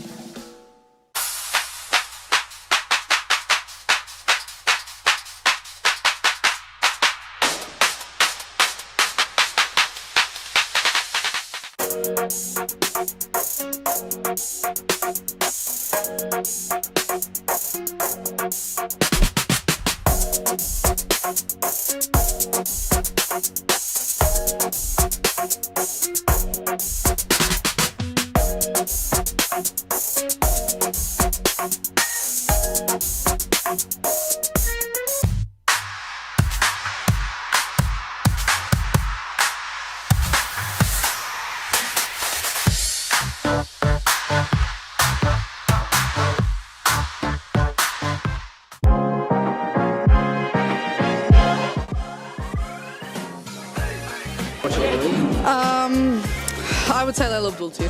I think Amanda Araha from Fitzroy. Claudia Fuscalzo.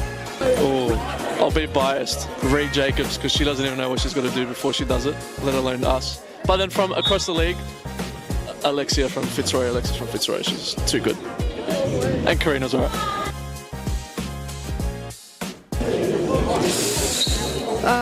Let me actually think. Fitzroy's white kid. Which team has the best kid in the league? Biased opinion, but also Fitzroy. That's easy, it's us. I'm sorry, it's us. Not a question, Melbourne AKU.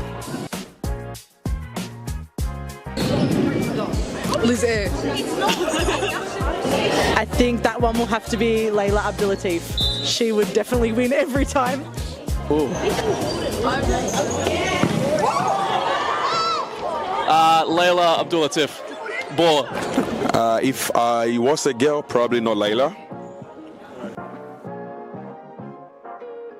The most clutch player in the competition is definitely Claudia Fuscalzo. She is number one for sure. Sarah Easthope.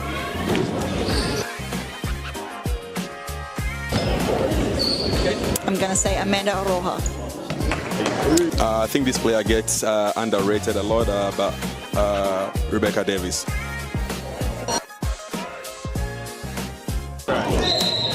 Claudia Fuscalzo. Gisela Pepino.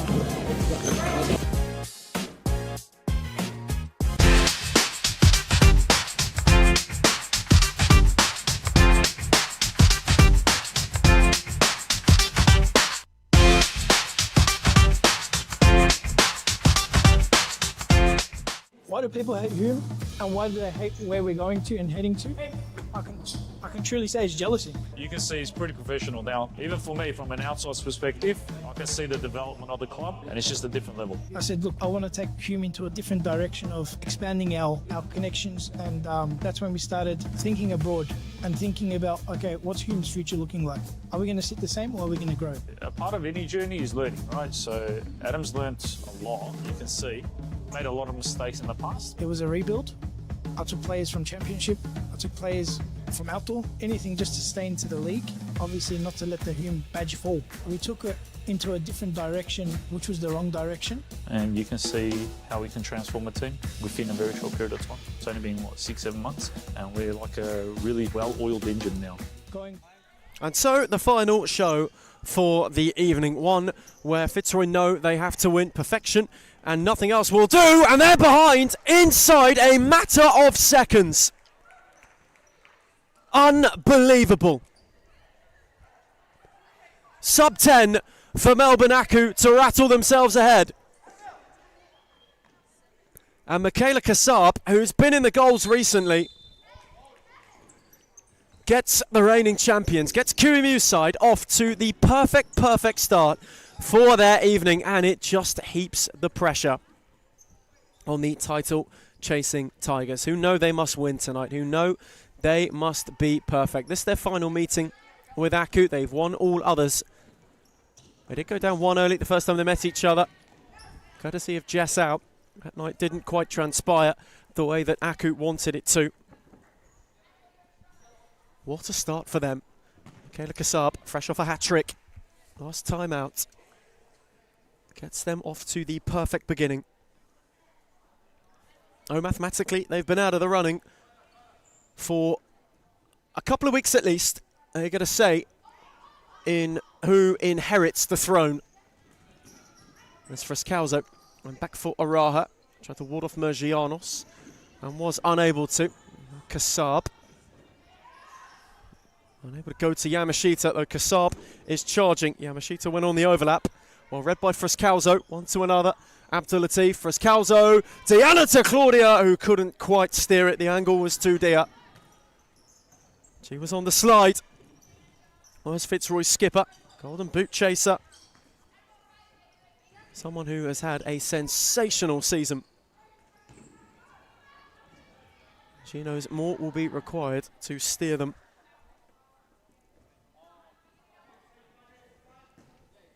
towards the title this campaign.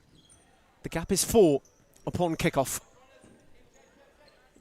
I would want nothing more than to steer it back to 1. And here is Frescalzo charging. Mergianos got a foot in. No, but Aku've had really the opposite of a season for themselves. Started much maligned as Frescalzo's there this time to steer in from Abdul Latif at the back post. And in a flurry, it's 1 each. Picked up with pace, drilled across. Rebecca Yee couldn't quite get there in time. It was always in to that corridor. And Frescalzo was charging. And fizzed it into the roof of the net. Fitzroy weren't behind for long. Found the equaliser they sought in next to no time. That you get the feeling is the bare minimum this evening. There is a want for that level of control to return once more as Yamashita's on the charge. Mason Jones had a palm. And Aku have a corner in immediate response. Yamashita's take with depth for Mergianos, who caught it sweetly. And just wasn't able to give it the whip it required to crash the bottom corner. What an opening 2 minutes, hey? What a way to start this game. These two teams wanting to throw everything at each other. So often 1 and 2 in seasons gone by. Not only 2, really, prior to this campaign, to give the title challenge in Darebin. Went toe-to-toe many a time in Thomastown as well. Now they know the evening of importance is upon them. And Aku right now are having their say in who goes on to be crowned champion. Since they took the lead inside 10 seconds, there has been that point of the conversation brought up. Set short for Yamashita. Tried to be steered down the line. Araha this time intervened.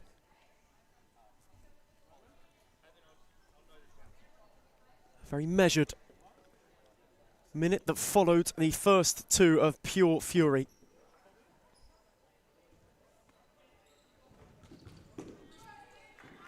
Temptedly set short, cut out again. Both of these two knowing they have to go to the close. Fitzroy scored more than anyone else. Have almost conceded fewer than anyone else. Still on the chase for an elusive first title in a little bit of time. For a club as successful as them, maybe too much time. Can Jimmy Soufas and Scott Rogan once again crack the code?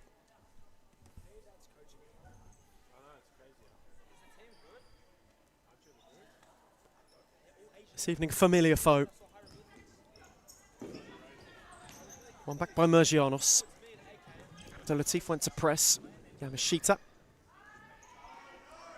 He steered down the line for Kassab. Frescalzo cut it off. Abdelatif now. Couldn't move beyond Mergianos. Diana Frescalzo took over. Claudia Frescalzo dropped it off for Araha. Abdelatif now, who's got room to go. Speared it teasingly to the back stick. Yamashita had to slide and concede the corner.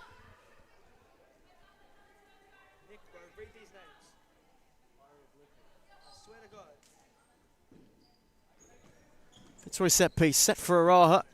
Return for Frescalzo. Araha made it work. Abdelatif beyond Kassab. Frescalzo pinned Yamashita, set for Abdelatif this time. Got a ricochet, will be a corner once again. Successive set pieces for Fitzroy. Araha's take this time. Tried to set for Frescalzo, cut out by Kassab.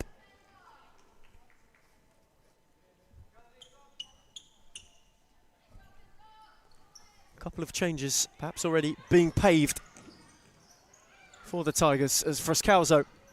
Oh, lovely step away from Yamashita. Mergianos went to block. Rebecca Yee had to then go and intervene. Aku are clinging on.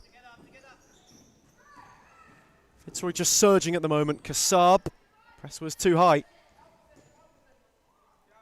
And maybe too hotly carried. Abdelatif was had a pocket picked by Kassab, who went on the drive. And nearly, ever so nearly, poked in a second to spin the script again. Yamashita at the other end, concedes the corner. Abdelatif makes way. McClure, Policina injected into the game. Frescalzo, return for Policina. Araha. Went calmly, McClure. Policina dropped off, Yamashita got a foot in. Unable to find any way further forward. Aku have weathered the storm rather well to this point. Fitzroy still looking through Frescalzo. Now McClure, whose touch was a little loose. He mentioned many an occasion where these two have gone toe-to-toe in a title race. It's the first time that the title race is ongoing. Aku are out of the mix. Been a long time since we've been able to say that. So often has been the sustained success of QEMU's side. Joe Akon's come to give him a hand this season too. They're up against Frescalzo, who has got away from two with ease. Steered it for Policina. The save by Yee. The follow-in was denied as well. Bodies on the line to prevent Fitzroy from finding the front. And it took everything as Alahyari was fouled by McClure on that occasion.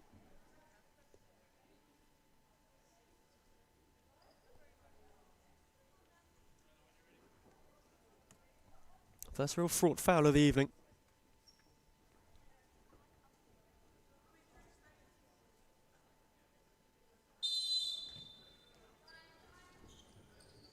Aku have again just held on, have just found a way to withstand what Fitzroy have thrown at them, and it has been extensive.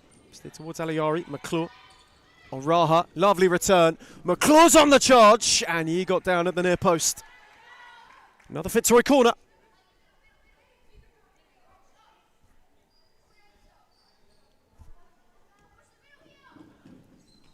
McClure's take. Araha returned it. Alahiari there to block. They're not feeling any real frustration. It's not this patch of the half where Fitzroy have been at their most dangerous. Between 10 and 5 minutes, they have scored comfortably more than any other comer this season. It's that passage that, if I could get through with the game still level or unscathed, they will have to circumnavigate, and it won't be easy. Mason Jones couldn't make it out. Ball was cut out well. Aku have an opportunity. Mason Jones got down. Alahiari's following. Mergianos was arriving. Policina got the block in, and then the poke was wide of the near post. But that is where they are looking to put Fitzroy under considerable discomfort. Policina in the meantime tiptoed away from 2. Stood up by Yamashita, who just got back in retreat. This really a night where a spanner could be thrown in the works for either of our title chasing teams.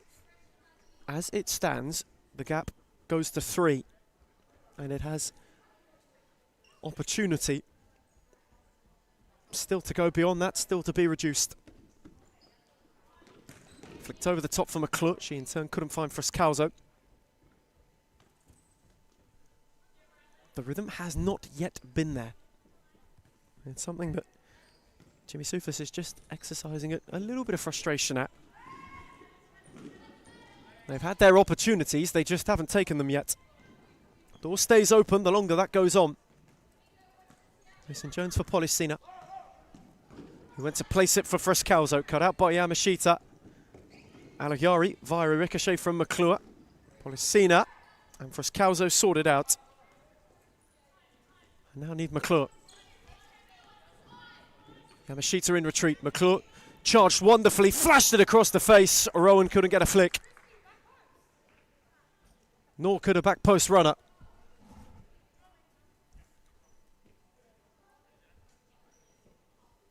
But it was devilish as it was dangerous. And Aku nearly found themselves undone. Late addition for QMU & Co. just out in the building, going through her paces. Kassab ready for reintroduction though. McClure is on the charge. And Yi got a good sight of it, and it was hit rather comfortably for her. Now Mergianos, who was again unable to make her way further forward. Policina, Friscalzo. Returned it for Rihanna Policina. Lovely footwork. And a gorgeous switch. Friscalzo, those two wanting to work in combination. Policina. Rowan. Friscalzo. Yamashita got a boot in just in the nick of time. And the effort will end with Yi.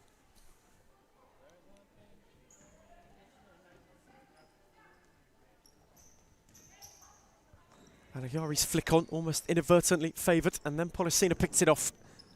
Unable to charge really further forward. Fitzroy finding themselves in a passage of familiar frustration against an Aku side who, up until this season, had not lost to them in Darabin. Until the closing stage of the calendar year of 2025. Again, they somehow, someway make their way out of danger. Kassab unable to steal further forward. Friscalzo picked it up and flashed it wide of the post.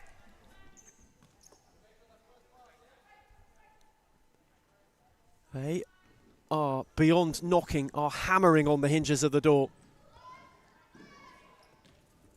Yamashita, Mergianos, picked off by Policina, who had a strike on the swivel and won a corner.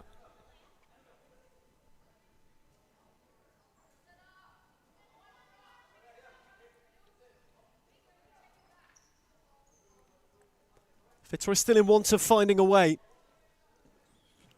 McClure's take, set for Friscalzo, who tried to steer it centrally, cut out by Alahiari. And now it's 3-on-1. Policina picked it up. 2 are up with her. Rebecca Yee spilled it, and then at the second time was able to gather without much fuss. Rolled it on for Yamashita. Made it up for Mergianos, who couldn't keep it alive.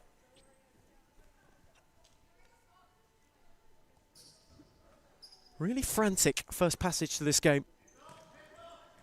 Fitzroy have played the futsal. Aku, at the moment, holding firm. They've just done enough to frustrate the Tigers at the moment. They're just finding ways of cutting lanes, cutting zones, making things difficult.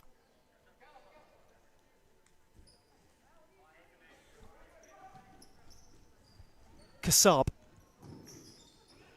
Again had Yamashita. Kasab was uncertain. It allowed Sabre to steal it. Rowan then went rolling. McClure on the follow-in. Unable to catch it cleanly. And you just wonder when Jessica Au might get involved in the frame. Aku without their taliswoman for the first patch of the evening.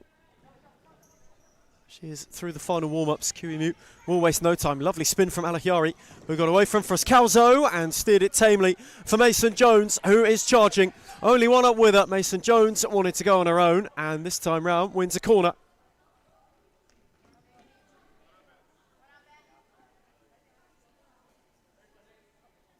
Not necessarily ruthless, but a rapid roll forward.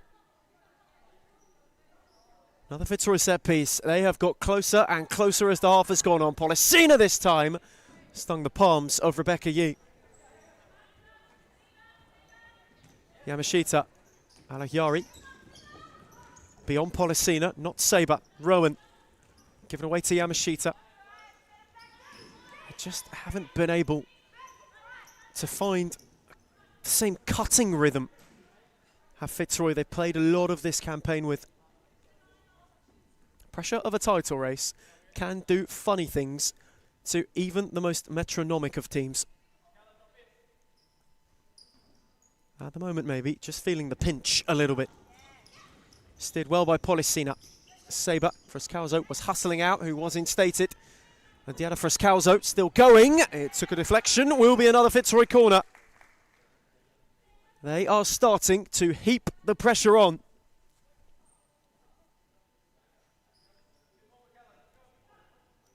Frascalzo's take. Sabre, oh, lovely swivel. Yee was lurking. Rowan had a real slash at it and was unable to fire with conviction.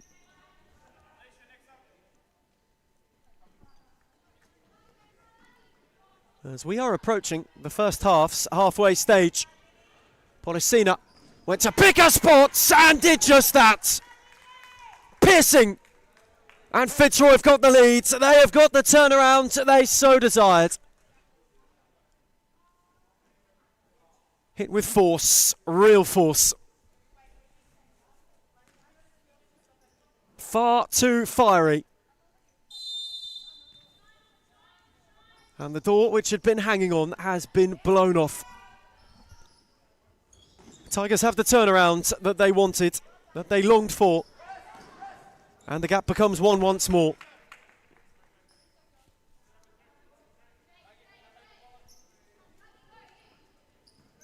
Blink and you would have missed it. It was that fiercely hit. And here is Frascalzo. Away from Al. Through the legs of Rebecca Yee. And there is the breathing room. Diana Frascalzo gets herself involved. And in one quick burst, they have blown this game wide open.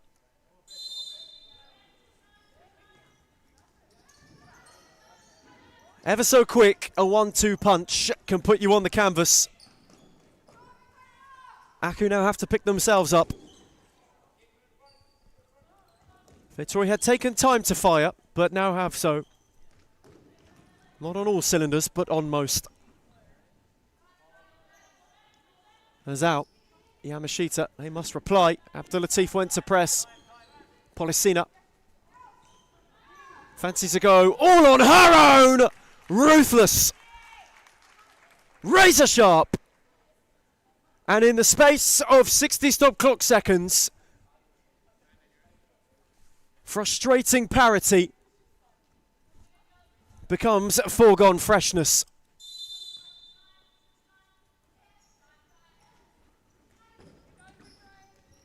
A quartet in quick time.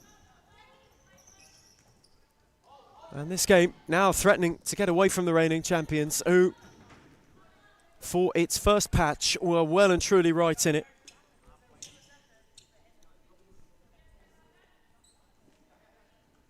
It's just starting to creep into that unwanted, uncharted territory. Giannos out of room.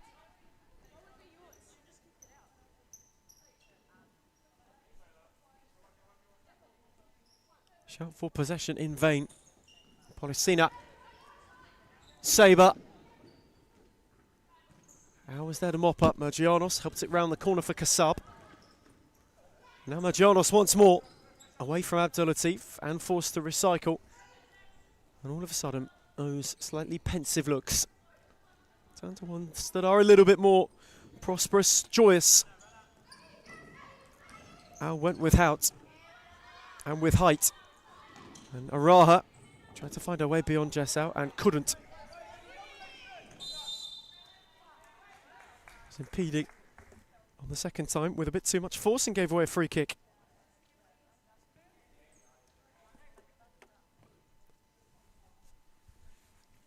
All it took was a minute of Fitzroy fury.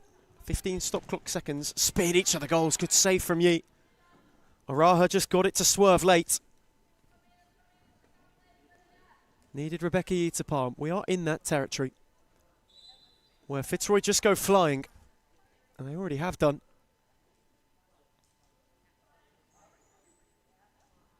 Abdulatif.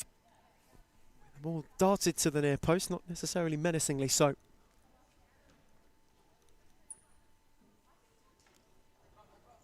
This, which Melbourne Aku maybe thought could prove to be a thorn in the side of a Fitzroy side that are looking just to keep the pressure ramped up in the title race.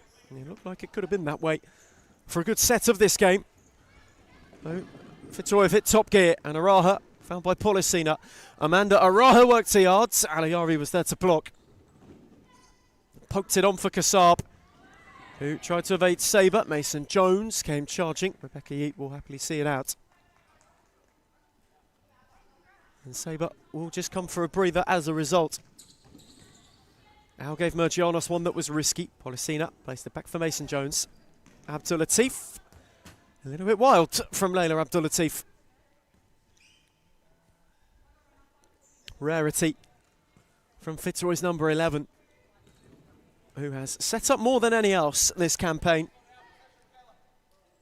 Said this season, you had the first season, the back of last year for Layla Abdulatif, there were perhaps a couple of growing pains in canary yellow and blue, but since the start of 2026, she has simply gone up a level, has simply been on another level. Chief creator for a Fitzroy side that have been flying in front of goal. Frescalzo and out. Try to work their way out of one another. Frescalzo will win it. Set for Abdulatif, who was unable to tiptoe her way beyond. Now tried to clear it. Yamashita with some fortune. Got away from Araha. Poked it back for Aliari. Frescalzo with a good slide. And now Polissina, who sat Yamashita down and got it back from Abdulatif before rocketing into the roof. 5 on a furious Fitzroy counter. Crisp return from Abdulatif. Polissina couldn't miss. Picked her place with aplomb. And they have flown out of what really was a little bit of a 10-minute trap. They have picked Aku apart. And now Araha looking to inflict more pain. Cut out by Mergianos. McClure in retreat. Cut out by Polissina, who has got the opportunity to charge. Tried to set it for McClure. Frescalzo was the late run. Oh, it had too much on it for either.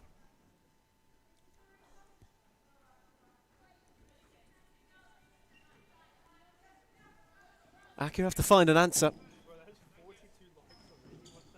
Kiwimu and Co. shell-shocked. This, not even 4 minutes on the stop clock ago, was going to plan. For him, for them. It is most bizarre how quickly the script can flip. Mergianos, far too much on it for Yamashita.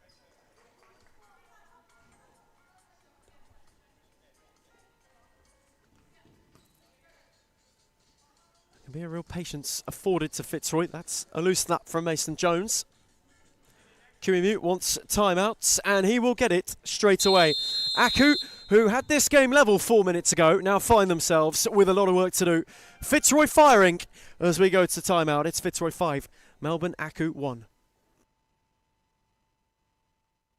For top three, sitting top three at the moment, where everyone doubted us, coming from relegation, bringing in one of the best coaches in Australia for futsal, bringing in players that are young but can shine. I think that's the best step that we've taken, pretty much. Nando came in and brought different kind of energy. Obviously, I came back from injury pretty much the same week as Nando signed with us, so it was kind of like a coincidence. You can see the progress and what we've been doing for that long, how much we've improved as a club. Even when they're undermanned, even when the odds are against them, like we're fighting this season. That's the beauty. Previously, when I came, I didn't know. I didn't have a feeling if we're going to come back or not. But now I always feel like we're in it. When you're winning games, right, it brings a different energy.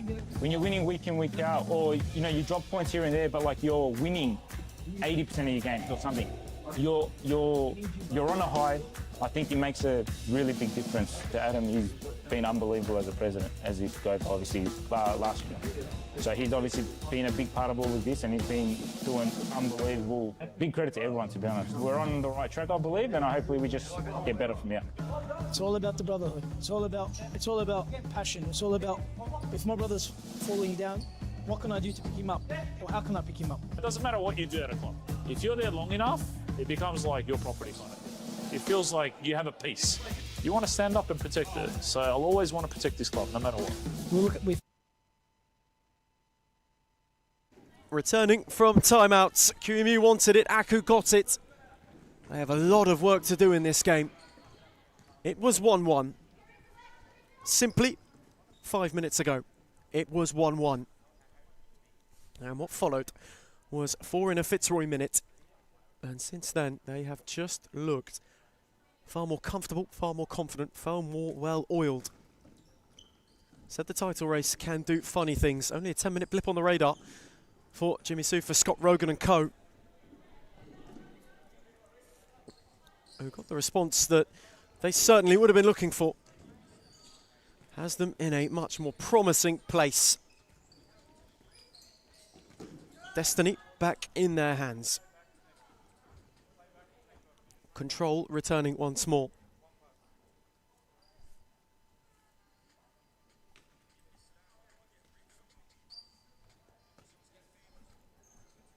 It's McClure.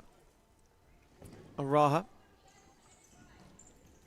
On for Frascalzo. Lovely take from Claudio Frascalzo. A little bit too much on it though, which allowed Rebecca to gather out. Dropped it off for Mergianos, who made the return wonderfully. Hours in behind, and Mason Jones was there to deny it. Dropped it at the feet of Araha. Frascalzo.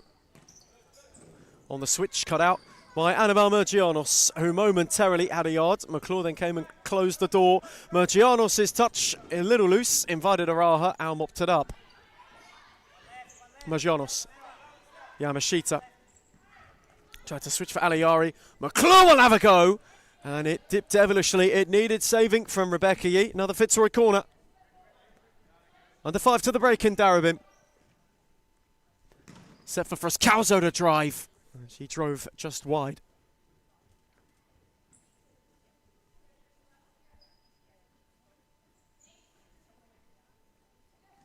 Yamashita. Magianos out. Return was read by Araha. Yamashita dropped it off for Jessica out. Magianos. The return wasn't quite forthcoming. McClure was halted in her run forward.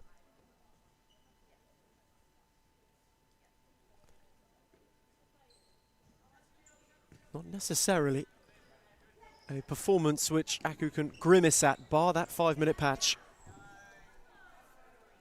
Not necessarily been put to the sword, but have certainly felt the fury of a double-edged Fitzroy sword. Bit too firm was Araha. Aku with a free kick.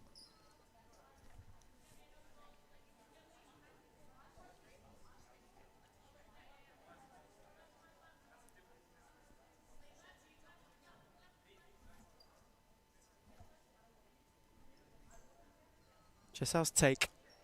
2 Tigers in the wall. Yamashita just lurking in the immediate vicinity of Mason Jones. It is now Aus free kick driven well, and Mason Jones with a good gather in the end. Certainly needed a strong hand just to ensure it didn't creep through. Now Araha driving, cut out by Jesau, who's now got 3 to go with. Steered it on for Mergianos. Calm from Aku. Yamashita went to help it on for out, and they ran out of room while doing so. And that is where Fitzroy have been so good in this season so far. Their ability to suffocate teams has been truly second to none. As Frescalzo battled with Mergianos, who had too much of Claudia Frescalzo. Australian international wins a free kick. Fitzroy have another opportunity to steer themselves for 6 before half-time.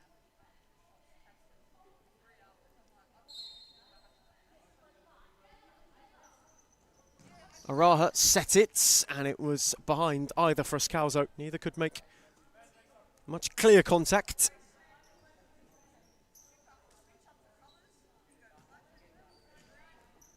Aku've just survived a lot of scares in this half as well. Before they got that goal to put them ahead, Fitzroy were threatening. Araha threatening now. Rebecca Yee can't prevent the corner.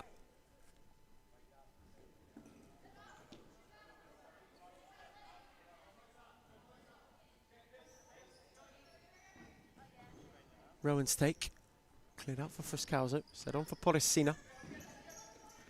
Diana Frescalzo. And Mason Jones.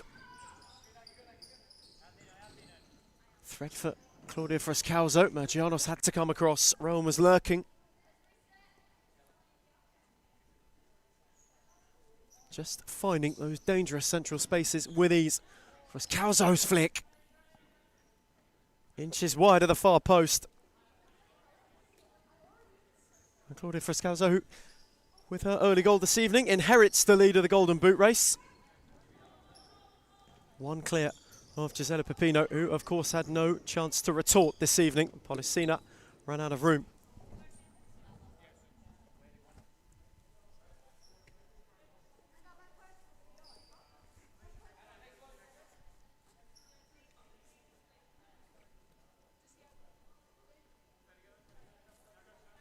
Set for Jesau. Poked for Mergianos. Frescalzo got a foot in and then went sliding. Claudia Frescalzo round Rebecca Yee. She will walk it in. Frescalzo at the double. And Fitzroy are flying themselves towards 3 crucial points.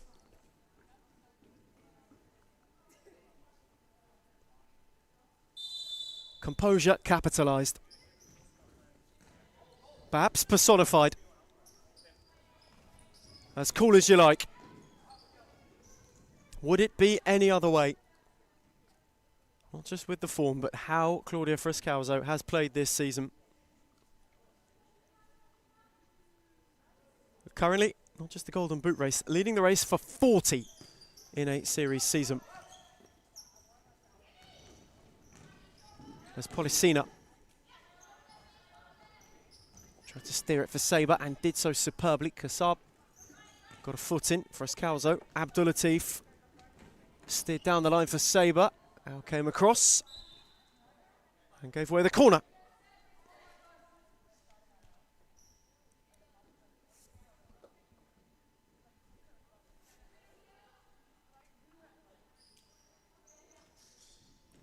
Abdulatif set for Sabre this time, who smashed her effort over.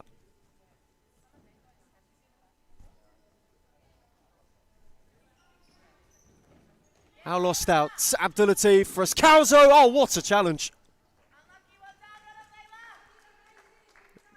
Diana Frescalzo almost certain to score. The challenge came flying through fantastically. Becky taken out of the picture. Frescalzo denied. Aku still hanging in there. Abdulatif's take. Policina. Sabre. Policina. Corner.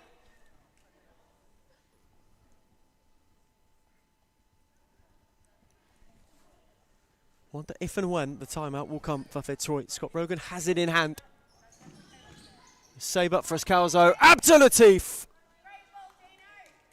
Glorious ball to find her. Just wasn't able to apply the finishing touch. And the giveaway now for Layla Abdulatif, who is rolling, and they are rolling. 7 before the break. And another ruthless display. Aku, architects of their own downfall. And Fitzroy happy to make them pay full price.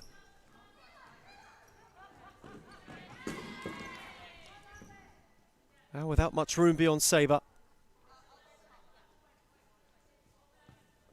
Half that they could not have envisioned. Perhaps falling worse for them. Yamashita, that's better. Just out. Trying to twist and turn away from the lot. Polisina and Sabre got a boot in. Yamashita was lunging. Kassab took over. Abdulatif got a flick.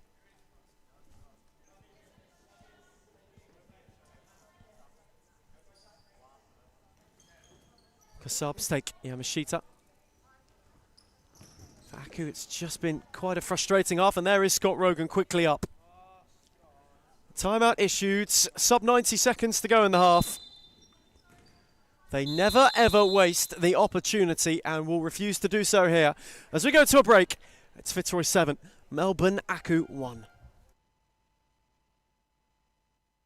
Focus on everything. We focus on all the aspects, and I think that's what a lot of clubs don't have. A lot of clubs hate on us because of that, and the fact that we bring passion to the sport, there's no limit. The sky's the limit. When you have teams like Fitzroy who's been up there and played the nationals, or you have teams like Moreland who played national tournaments as well, if they can do it, why can't we?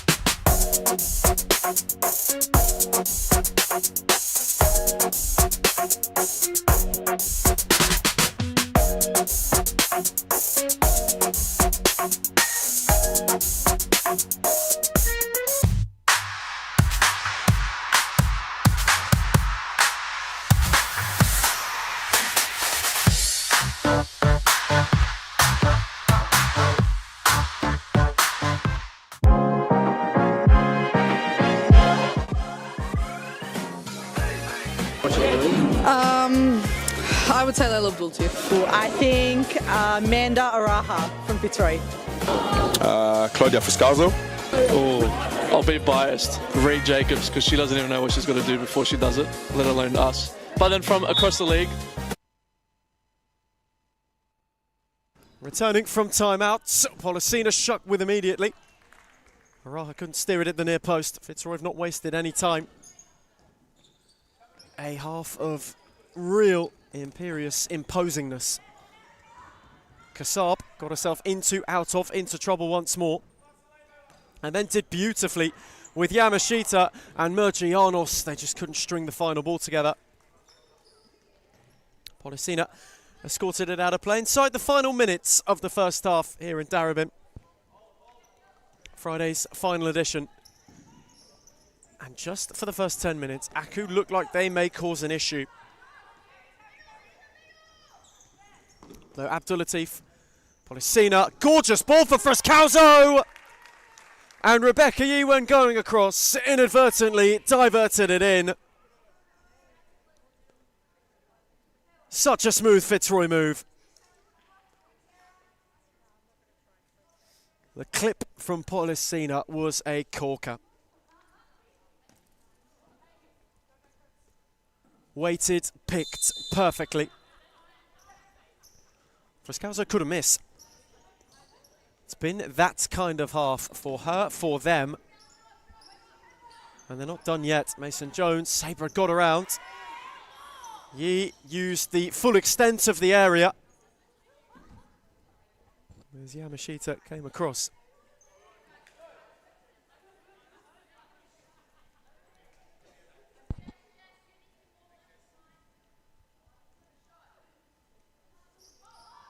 Latif left for Policina, ricochet for Frascalzo.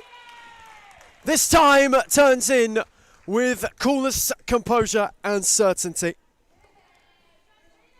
Found its way via a little flick. Frascalzo, that's a lovely finish. Steered to the bottom corner. She and they are flying. And the half may not be done yet. Policina, does number 10 want to make it 10? And a yellow card for Mergianos.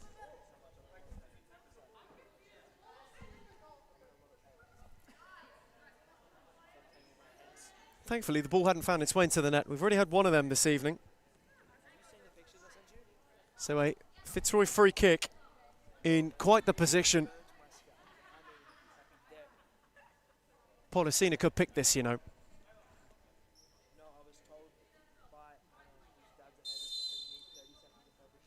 Policina set it for Sabre. Frascalzo, Abdulatif lunged a leg at it. And Frascalzo went to close the door. Those two battled, entangled, and the whistle will beat them. But what a half of futsal that is from Fitzroy. A 10-minute blitz, really, where they got themselves a flood of goals. Half-time in Darabin. It's Fitzroy 9, Melbourne Aku 1. Alexis from Fitzroy. She's too good. And Karina's alright.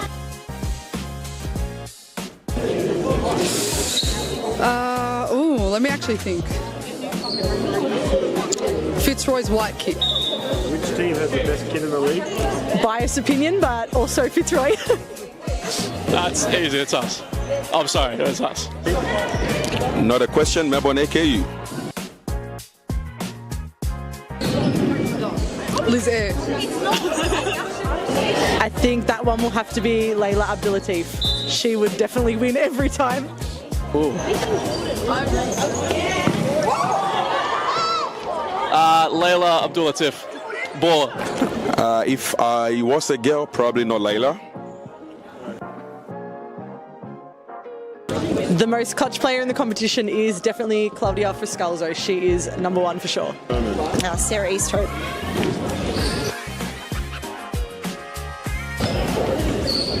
I'm going to say Amanda Aroha. I think this player gets underrated a lot, but Rebecca Davis.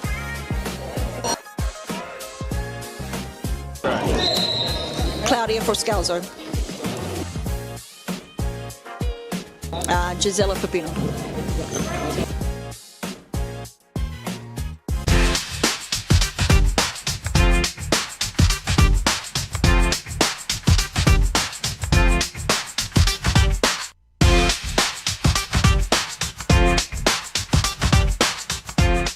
Why do people hate Hume, and why do they hate where we're going to and heading to? I can truly say it's jealousy. You can see he's pretty professional now. Even for me, from an outsider's perspective, I can see the development of the club, and it's just a different level. I said, look, I want to take Hume into a different direction of expanding our connections, and that's when we started thinking abroad and thinking about, okay, what's Hume's future looking like? Are we going to sit the same, or are we going to grow? A part of any journey is learning, right? So Adam's learnt a lot, you can see. Made a lot of mistakes in the past. It was a rebuild. I took players from Championship. I took players from outdoor. Anything just to stay into the league. Obviously not to let the Hume badge fall. We took it into a different direction, which was the wrong direction. And you can see how we can transform a team within a very short period of time. It's only been, 6-7 months? And we're like a really well-oiled engine now. Going for top three, sitting top three at the moment, where everyone doubted us, coming from relegation, bringing in one of the best coaches in Australia for futsal, bringing in players that are young but can shine. I think that's the best step that we've taken, pretty much. Nando came in and brought different kind of energy. Obviously, I came back from injury pretty much the same week as Nando signed with us, so it was kind of like a coincidence. You can see the progress and what we've been doing for that long, how much we've improved as a club. Even when they're undermanned, even when the odds are against them, like we're fighting this season. That's the beauty. Previously, when I came, I didn't know. I didn't have a feeling if we're going to come back or not. But now I always feel like we're in it. When you're winning games, right, it brings a different energy. When you're winning week in, week out, or you drop points here and there, but like you're winning 80% of your games or something. You're on a high. I think it makes a really big difference to Adam. He's been unbelievable as a president, as he took over obviously last year. So he's obviously been a big part of all of this, and he's been doing unbelievable. Big credit to everyone, to be honest. We're on the right track, I believe, and hopefully we just get better from here. It's all about the brotherhood. It's all about passion. It's all about, if my brother's falling down, what can I do to pick him up? Or how can I pick him up? It doesn't matter what you do at a club.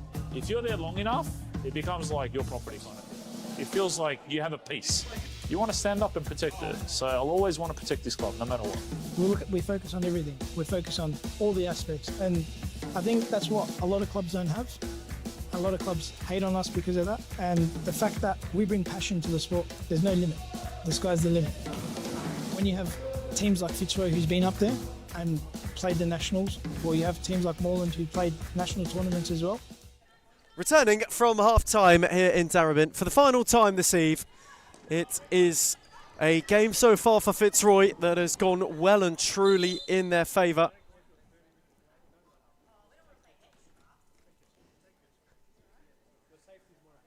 As there is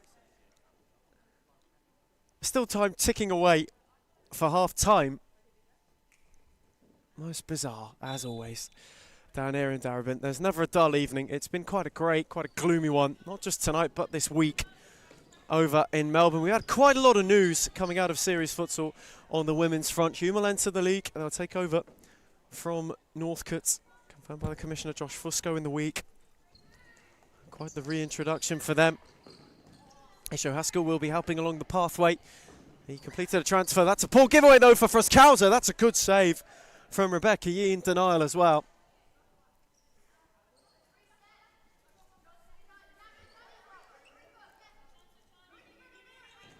Raha's take, McClure scuffed it. Fruskauser mopped it up. Mason Jones came out to keep it rolling. Raha's touch out of play. Al was in a hurry. And maybe an opportunity for Aku to get themselves back into this game early. Still plenty of time if they were to hit the first in the second half. The margin, though, quite severe. They might just want to chip away. Fruskauser on the charge. Alakiari across to challenge. Final time these two met this season. First few times Fitzroy have not necessarily made it a foregone conclusion. First one certainly was such. Aku have tried to put in a battle since then. But this is a Tigers team that, for two teams who were chasing the title under 12 months ago, Fitzroy have gone beyond them. In the chase, in the search, Yamashita went the flick and wasn't able to apply a finishing touch.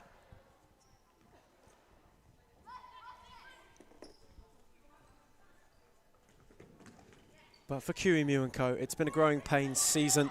The podium was confirmed via 1-0's defeat in the early kickoff. Melbourne Aku will finish third in season 1 of 2026. They were sort of in their own little land for some time. Not really close enough to challenge the title holders. They've racked up a rolling foul. Bit of bewilderment on the Melbourne Aku bench. They wanted to know what for. McClure set it back for Araha. Moved it on for Policina. Reintroduced to the Fitzroy fold again and shining again. As Amanda Araha on for Fruskauser. Set back for Policina, who just drew Sazaki's press.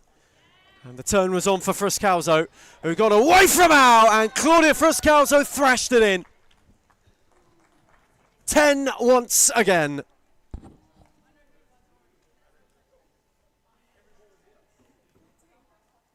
They take 7 sleeps, they rinse and repeat. Double digits more than other, a side who have scored comfortably more than any other. It is an awesome futsal force of nature. Here's this Fitzroy side. Past the century and a half now for the opening part of the year. Aku have had no answer. It has simply been beyond any sort of imagination. for QEMU and co. Though on the flip side of it, they know the gap is only one. They know that they are gaining, they are getting closer. Only a fortnight apart now, are they? From their destiny. From where Fitzroy will win it or lose it, you feel.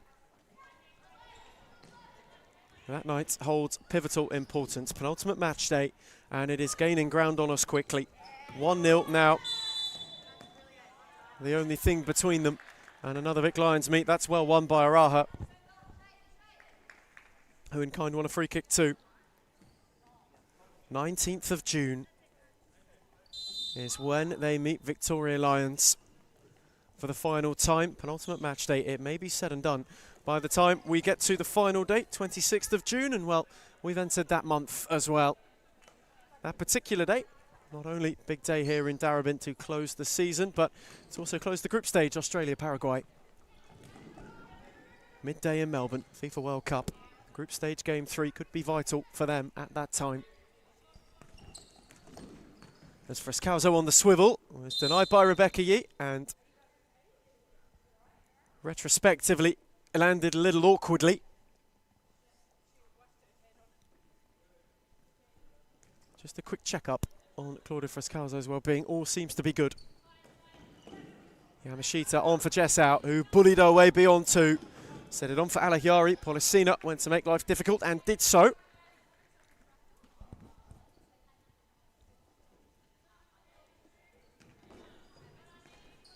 For Aku, though, they know to close the season. It's not necessarily a comfy win of fixtures. We said they get the opportunity to medal in the title race. They get to do the same next week for the final time. Fitzroy will be hoping that they can do them a favour. They're the ones to face Victoria Lions before the Tigers do. And then on the final day, it's a 1-0 side, which that contest proved one that could have threatened the top 3 finish, but now will be a good old-fashioned way to end the campaign for both of those two. Early kickoff on the last day of the season. Araha helped it down the line for Policina, and then went and got it back. Then on foot McClure. Away from Alahiari momentarily. Araha, Frescalzo, beyond Sasaki, and then too much on it for McClure. And you think about it, for this Melbourne Aku team, thrice-time champions in a row. And now going from 3 titles to top 3. The season's been a bit of a rebuild at times. It started very, very fraughtly for QEMU and co. For a second there, they looked as though they may be threatening to be part of the top 3 chasing mix of everybody bunched together. And Raha did well. Mason Jones and Kassab.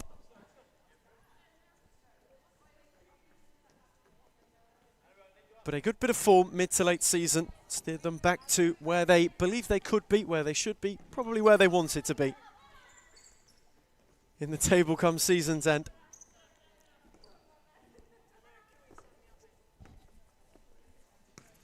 They never really were in the race. And I think that might be the cause of a little bit of disappointment this season for QEMU. Not too much disheartenment. It's been a side that have carried a lot of hardship that's come their way. It's not been smooth sailing, this campaign. They have tried their best to make the most of it. And at the moment, you would say with a top 3 finish, they have done just that. Aku cannot go up nor down. Kassab wins a free kick. Frescalzo maybe had one go too many for Maria Patrikis' liking.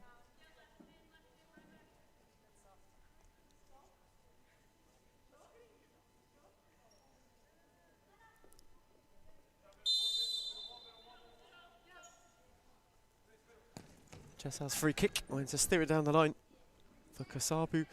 Wasn't able to get it under control. And then you look at one of our 2 pace setters, really. From week 1, you knew this would be anything bar a distantly paced race. Fitzroy Victoria Lions, from the off, set the tone for one another. They set new examples, they set new possibilities and challenges. And whatever one could do, the other always matched it nor bettered it. And that's been the course of a season of two teams that have really pushed each other. Only one can come out victorious. Jimmy Sufa, Scott Rogan, obviously hoping that that will belong to them. But what a fantastic race we've been gifted to. And here is Rowan, who's rolled away from out, set it on for Sabre. Rebecca E was there to gather off a little bit of a loose touch. Yamashita, Giannos, just out. Moved it on for Miko Yamashita. Giannos, that's a tidy clip for Kassab, who went to return in kind. Rowan nodded it. Policina picked it off and wasn't able to help it further down. And Kassab stood rather closely, too closely. Maria Patricus on broadcast side, just ensuring the correct number of yards were kept. Here is Policina. Stayed on for Rowan. Yamashita's got a slide in. It wasn't needed in the end.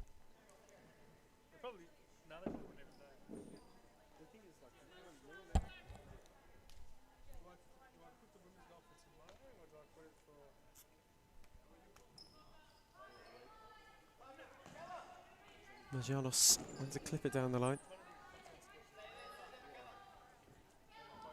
Policina to restart. A re-injection of life she has been. You only hope, you only speculate what could happen if she's available for the game in a fortnight. That will be already quite something. It'll be even further beyond that at that point. Frascalzo in the meantime. Sasaki got a foot in, though failed her to do so.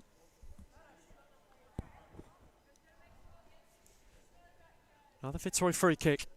Second half that's been stop-starty so far. Another opportunity to pile on more pain.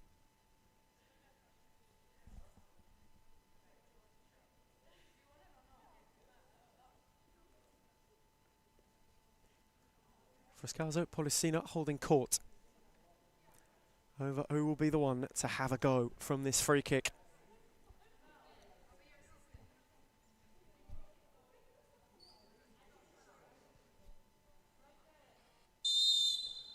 Will be Claudia Frascalzo, who drilled it off out for a corner.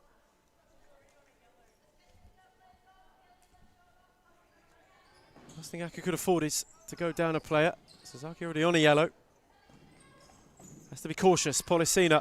So back for Mason Jones, who was allowed to have a drive and nearly, ever so nearly proved why. And now the race is on to retreat.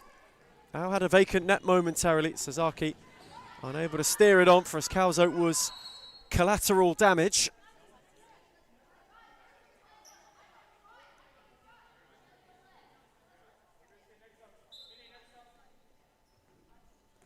Jimmy Sufas wanting to rotate now. Policina. Away from one, away from two. And then poked it on for Sabre. The ball ricocheted. Frascalzo kept it rolling. Policina. Sasaki wanted to shut the door. Frascalzo now. Oh, lovely flick. Lovely return. Policina. Again with two to tiptoe, and neither can get it off her. Took a pair in Evergreen to even attempt to slow her up.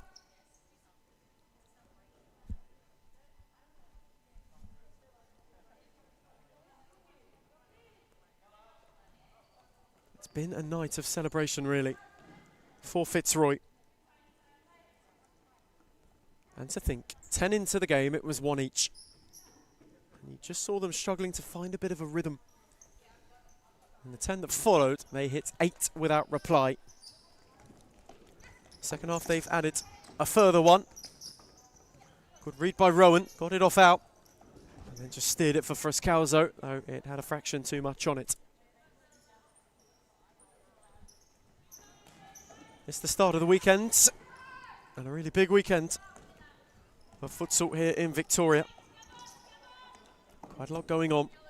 We of course have Sunday to follow. Championship in the top flight. Well and truly back in action in a big way. Bulleen host Arians, RMIT Kensington. Braybrook Footscray by for Northcote. In the meantime, Kassab is on the charge and rolled it wide.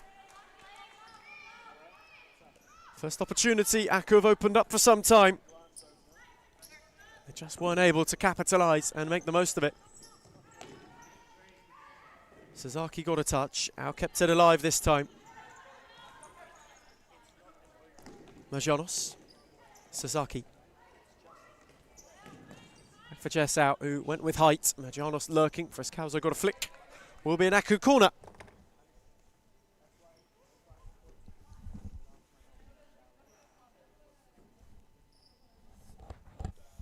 Yamashita introduced. Kiyomiya maybe prepping one more change. Yamashita's corner, Sefer out. He spun sharply. Margianos just came crashing through. And just going back to Sunday, you look further ahead to the closing show in the men's premiership. Pascal Hart, the opener. Important game towards the foot of the division. Hume Moreland, another edition of two Aegean enemies who really have been having the gap closed on one another in seasons gone by.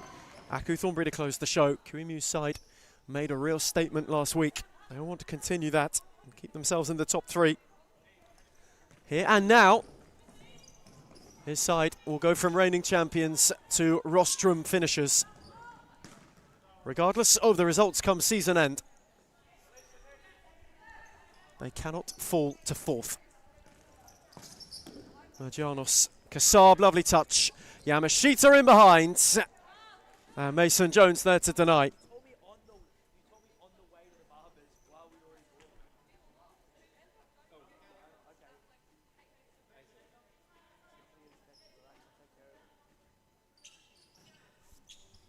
Corner set for out via Yamashita. Those two working in combination. Rowan put a stop to it momentarily. Margianos warded off it by McClure, who did well. Abdulatif. She's been on the charge for a lot of this game. As Layla Abdulatif, Yamashita set it back for Margianos. Now Jessica out, who had Frescalzo to go around. Araha picked it off. And the ball only found touch.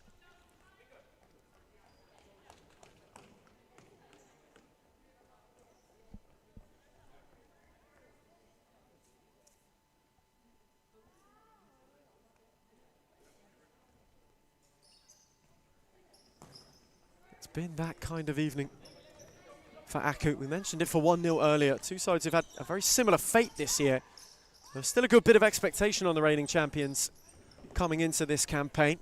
The full understanding was it could have been a 3-horse race.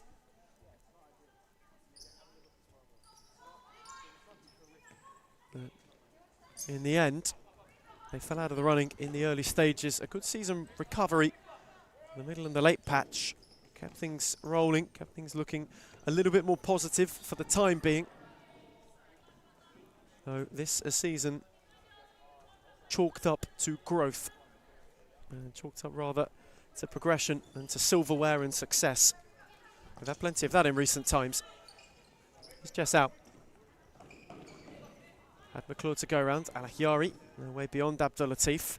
We're near the halfway stage of the second half here in Darebin. Final stretch of the evening. 10 to go for Fitzroy, who have hit 10. And have done so at will once more. They have been ruthless. They have done exactly what was needed. The pressure put on, applied with crushing, devastating force. This is not a race they're going to surrender just yet. Not a candidacy that they will concede. One and both of our would-be champions will be separated by a point into the season's last month. Good read by Alayari in the meantime, and Mason Jones was solid again, as she has been all evening. And Abdulatif has been released. Layla Abdulatif on the charge. Margianos in retreat. Tried to be tiptoed beyond. Alayari was there to mop up. Now Margianos wanted to thread it for Yamashita, who wanted it to feet instead of into space.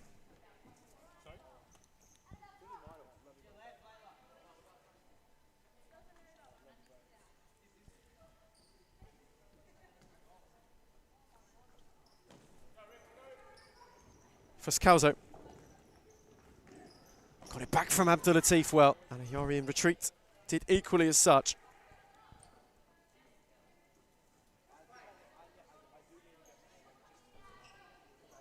Frascalzo. Abdelatif to give it a poke. Mergianos there to intervene.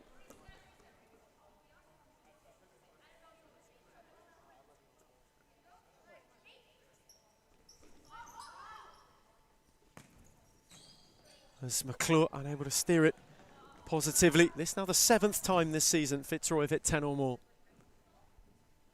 There is a seriousness to the ferocity with which that they have been playing.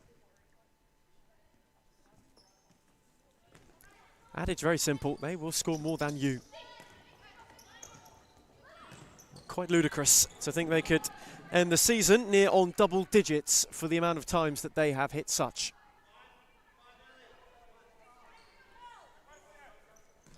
Araha, McClure, still not quite done yet this evening.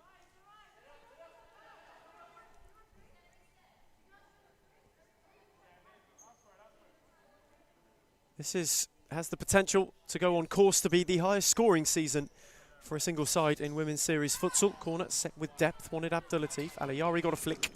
Mason Jones made her way through the crowd and only was able to crash it through.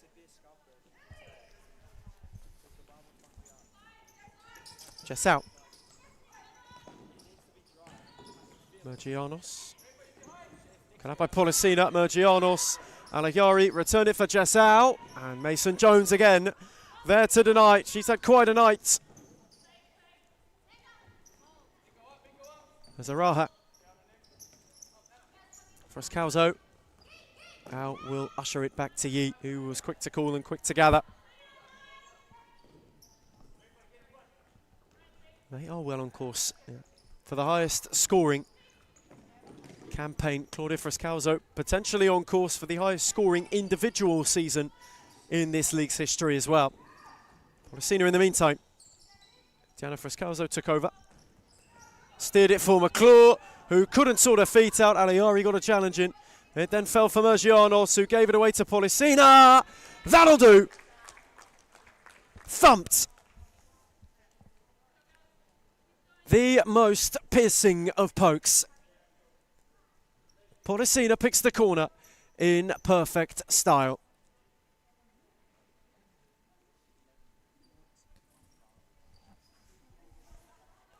First time they met this season, it finished in a drubbing. The second time too, the third as well.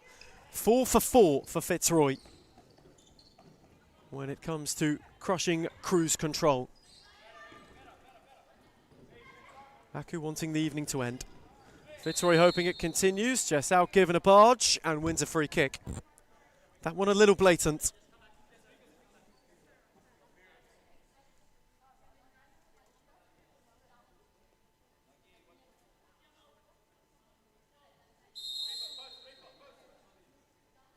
That was free kick. Set it short for Sasaki. Yamashita gave it a drive. Mason Jones again, right place, right time. Had quite the evening. Started with concession inside 10 seconds, and since then, Beth Mason Jones hasn't put a foot wrong, really. Perhaps unfortunate for Team of the Week selection that Emma Olsen kept a clean sheet, otherwise she'd be right in the conversation, and still certainly is, as Policina on the charge! It took a touch onto the post from Rebecca Yee, and it didn't quite cross the line. Alwyn retort went long. Alayari and Mason Jones battled. McClure came through to clear. Yamashita picked it up, and Mason Jones got a palm. Will be an Aku corner.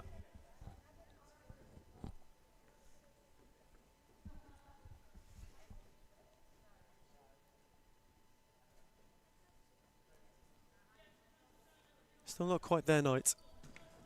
Corner taken for Sasaki. McClure, Araha. Kiwimu's got the tactics board out on the touchline.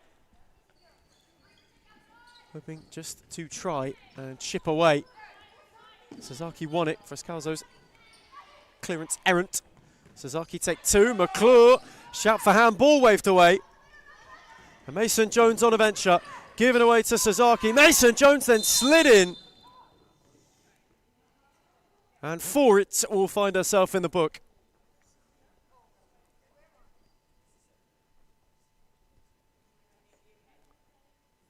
That was a little late.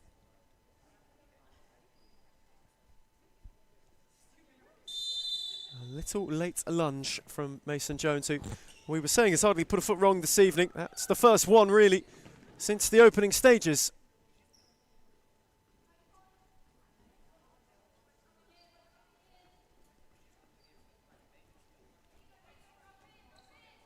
She's not necessarily walking a tightrope, though. Fitzroy would hate to lose their chosen shot stopper. Could create quite the dynamic to the end. Here is Rowan.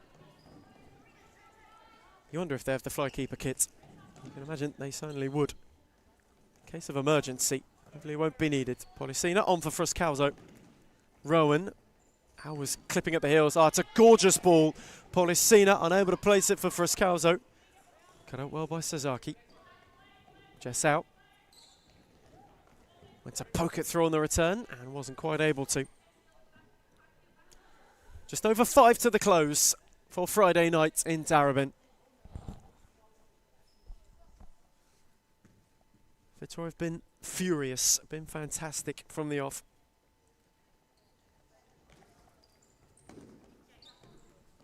Policina. Want to steer it down the line for Sabre. Cut out by Out. So back for Rebecca Yee. Moved on for Sasaki. Yamashita. Cut out by Policina, who couldn't pick away beyond Kassab. Rowan then tried to roll forward, kept it alive as well. Sabre then had a loose ball. No one was running at the back post. Out. Yamashita. For Jess Al once again. Sasaki. Aku wanting patience. Kassab only spun into trouble in Sabre. And now Policina, who is almost on her own. Fruscalzo was charging and the ball was just too far behind her.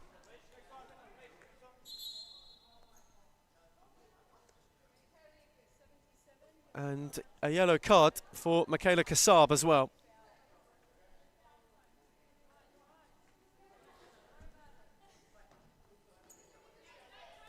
Shrugging acceptance, not necessarily a protest. There's Jess Out charging. Mason Jones on the slide, wasn't getting there. And Jess Out with a lovely finish. Chalks one. Something to smile about. First touch was terrific. And the second was a simple little dink. That allows Aku just to have a bit of a grin on what has been a mostly glum evening for them. Closing stages, they're just happy to take one, maybe two with them. Abdul Latif wanting to respond in kind and just couldn't pick the corner.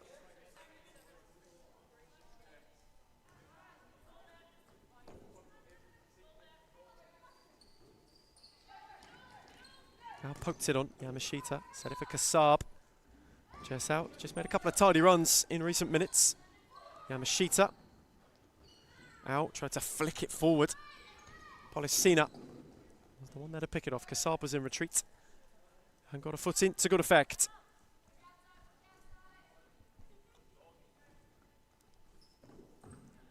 You just wonder, 1-0 up next for Fitzroy. With it being the early kickoff, they have the opportunity to end one Friday a point behind, to start one Friday 4 off the top, and then to kickstart the next, back at the top of the table for the time being. That is how quickly the race turns. Fruscalzo. Policina gave it back. Those two again wanting to link up in combination and couldn't. Mergianos with a heavy touch. Policina. Rebecca Yee didn't get there. Abdul Latif was encroaching and steered her effort over.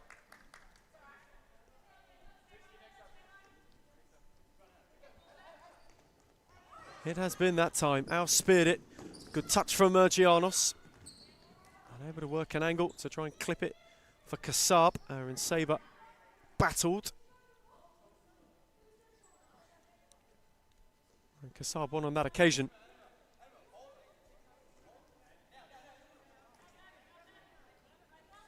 Aku wanting to see how many more they can take with them in the time that remains. How many more they can chalk off the goal difference. Yamashita with height, wasn't able to catch it cleanly. Abdul Latif smoothly on for Sabre. Yamashita read it well. Jess Out was the one who fouled Sabre in the end. Rather sordidly, will be a free kick. And that for Aku is 5 fouls.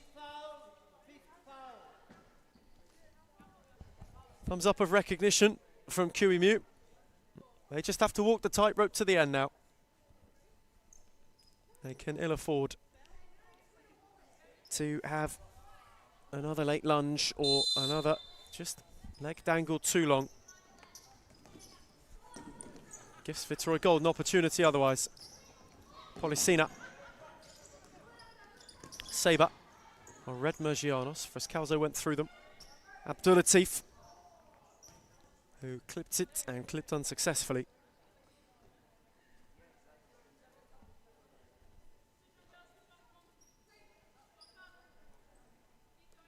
The job been done for some time. Emphatic once again. Anytime you think that there is a challenge to be had. Oh, here is out, maybe looking to take one more for the road. Jasau on the drive. Policina was there to block.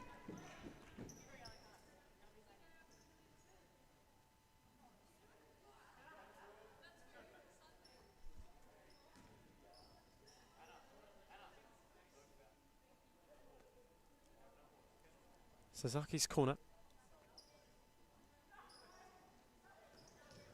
So short for Ahu left it. Mergianos went to meet it. Abdulatif was there to block.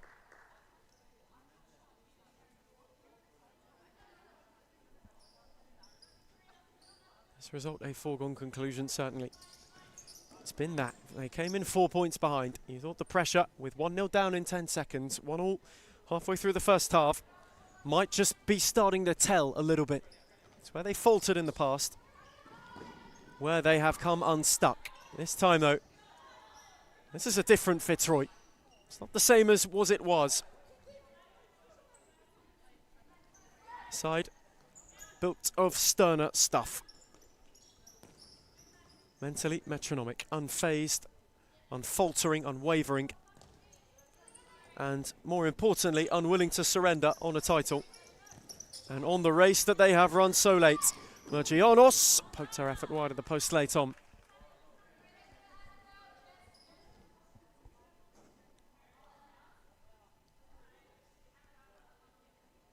Took a little touch. Late Aku corner. Set for Mergianos, who caught the volley not as crisply as she did that in the first half. They had threat for some time. They had to hang in there. They rode their luck momentarily. So for Aku, they came undone at the hands of a completely different beast. Abdulatif unable to evade Kassab. 68 seconds to go in Darabin.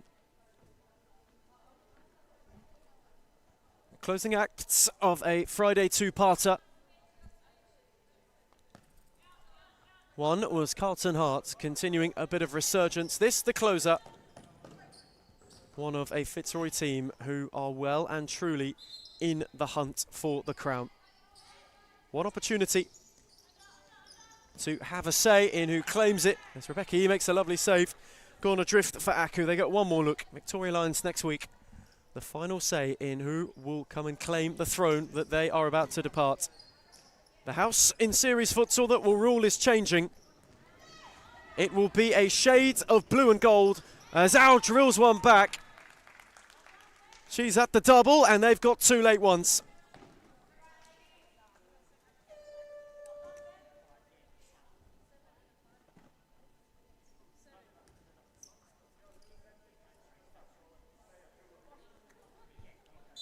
Jasau gets two for the road. Aku get three. Fitzroy maybe want one more of their own. Policina's go. Rebecca pierced. But the ribbons on the title will be blue and gold this season. The dependency is which way. Will it be a Fitzroy Canary for the first time in a few years? Or at the first time of asking, will it be the Victoria Lions who go and get what they sought entry into this league for? Whoever it is, the race will be run the journey. The gap is one. It stays at one. Fitzroy will not falter. They will not be wavered. They will take the race to its very, very big end. 2 outs from the ultimate test. They still are only within a point. Full time in Darabin. Fitzroy 11, Melbourne Aku 3. If they can do it, why can't we?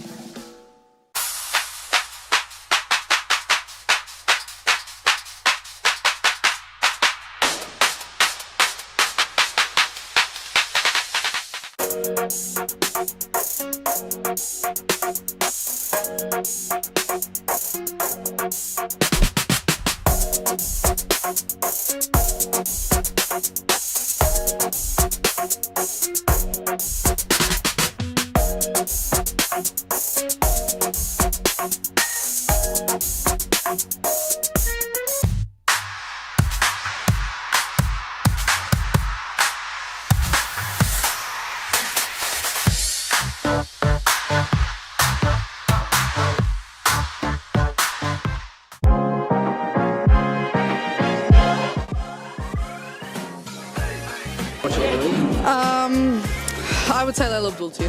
I think Amanda Araha from Fitzroy. Claudia Fuscalzo. Oh, I'll be biased. Reed Jacobs, because she doesn't even know what she's got to do before she does it, let alone us. But then from across the league, Alexis from Fitzroy. She's too good. And Karina's alright.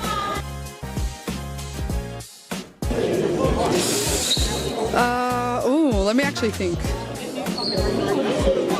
Fitzroy's white kit. Which team has the best kid in the league? Biased opinion, but also Fitzroy. That's easy, it's us. I'm sorry, it's us. Not a question, Melbourne AKU.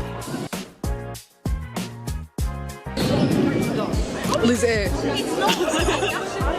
I think that one will have to be Layla Abdulatif. She would definitely win every time. Ooh. Layla Abdulatif. Baller. If I was a girl, probably not Layla. The most clutch player in the competition is definitely Claudia Fuscalzo. She is number 1 for sure. Sarah Easthope.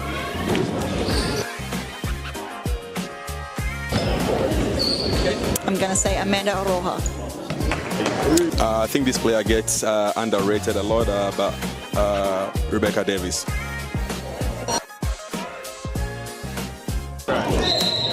Claudia Fuscalzo. Gisela Pepino.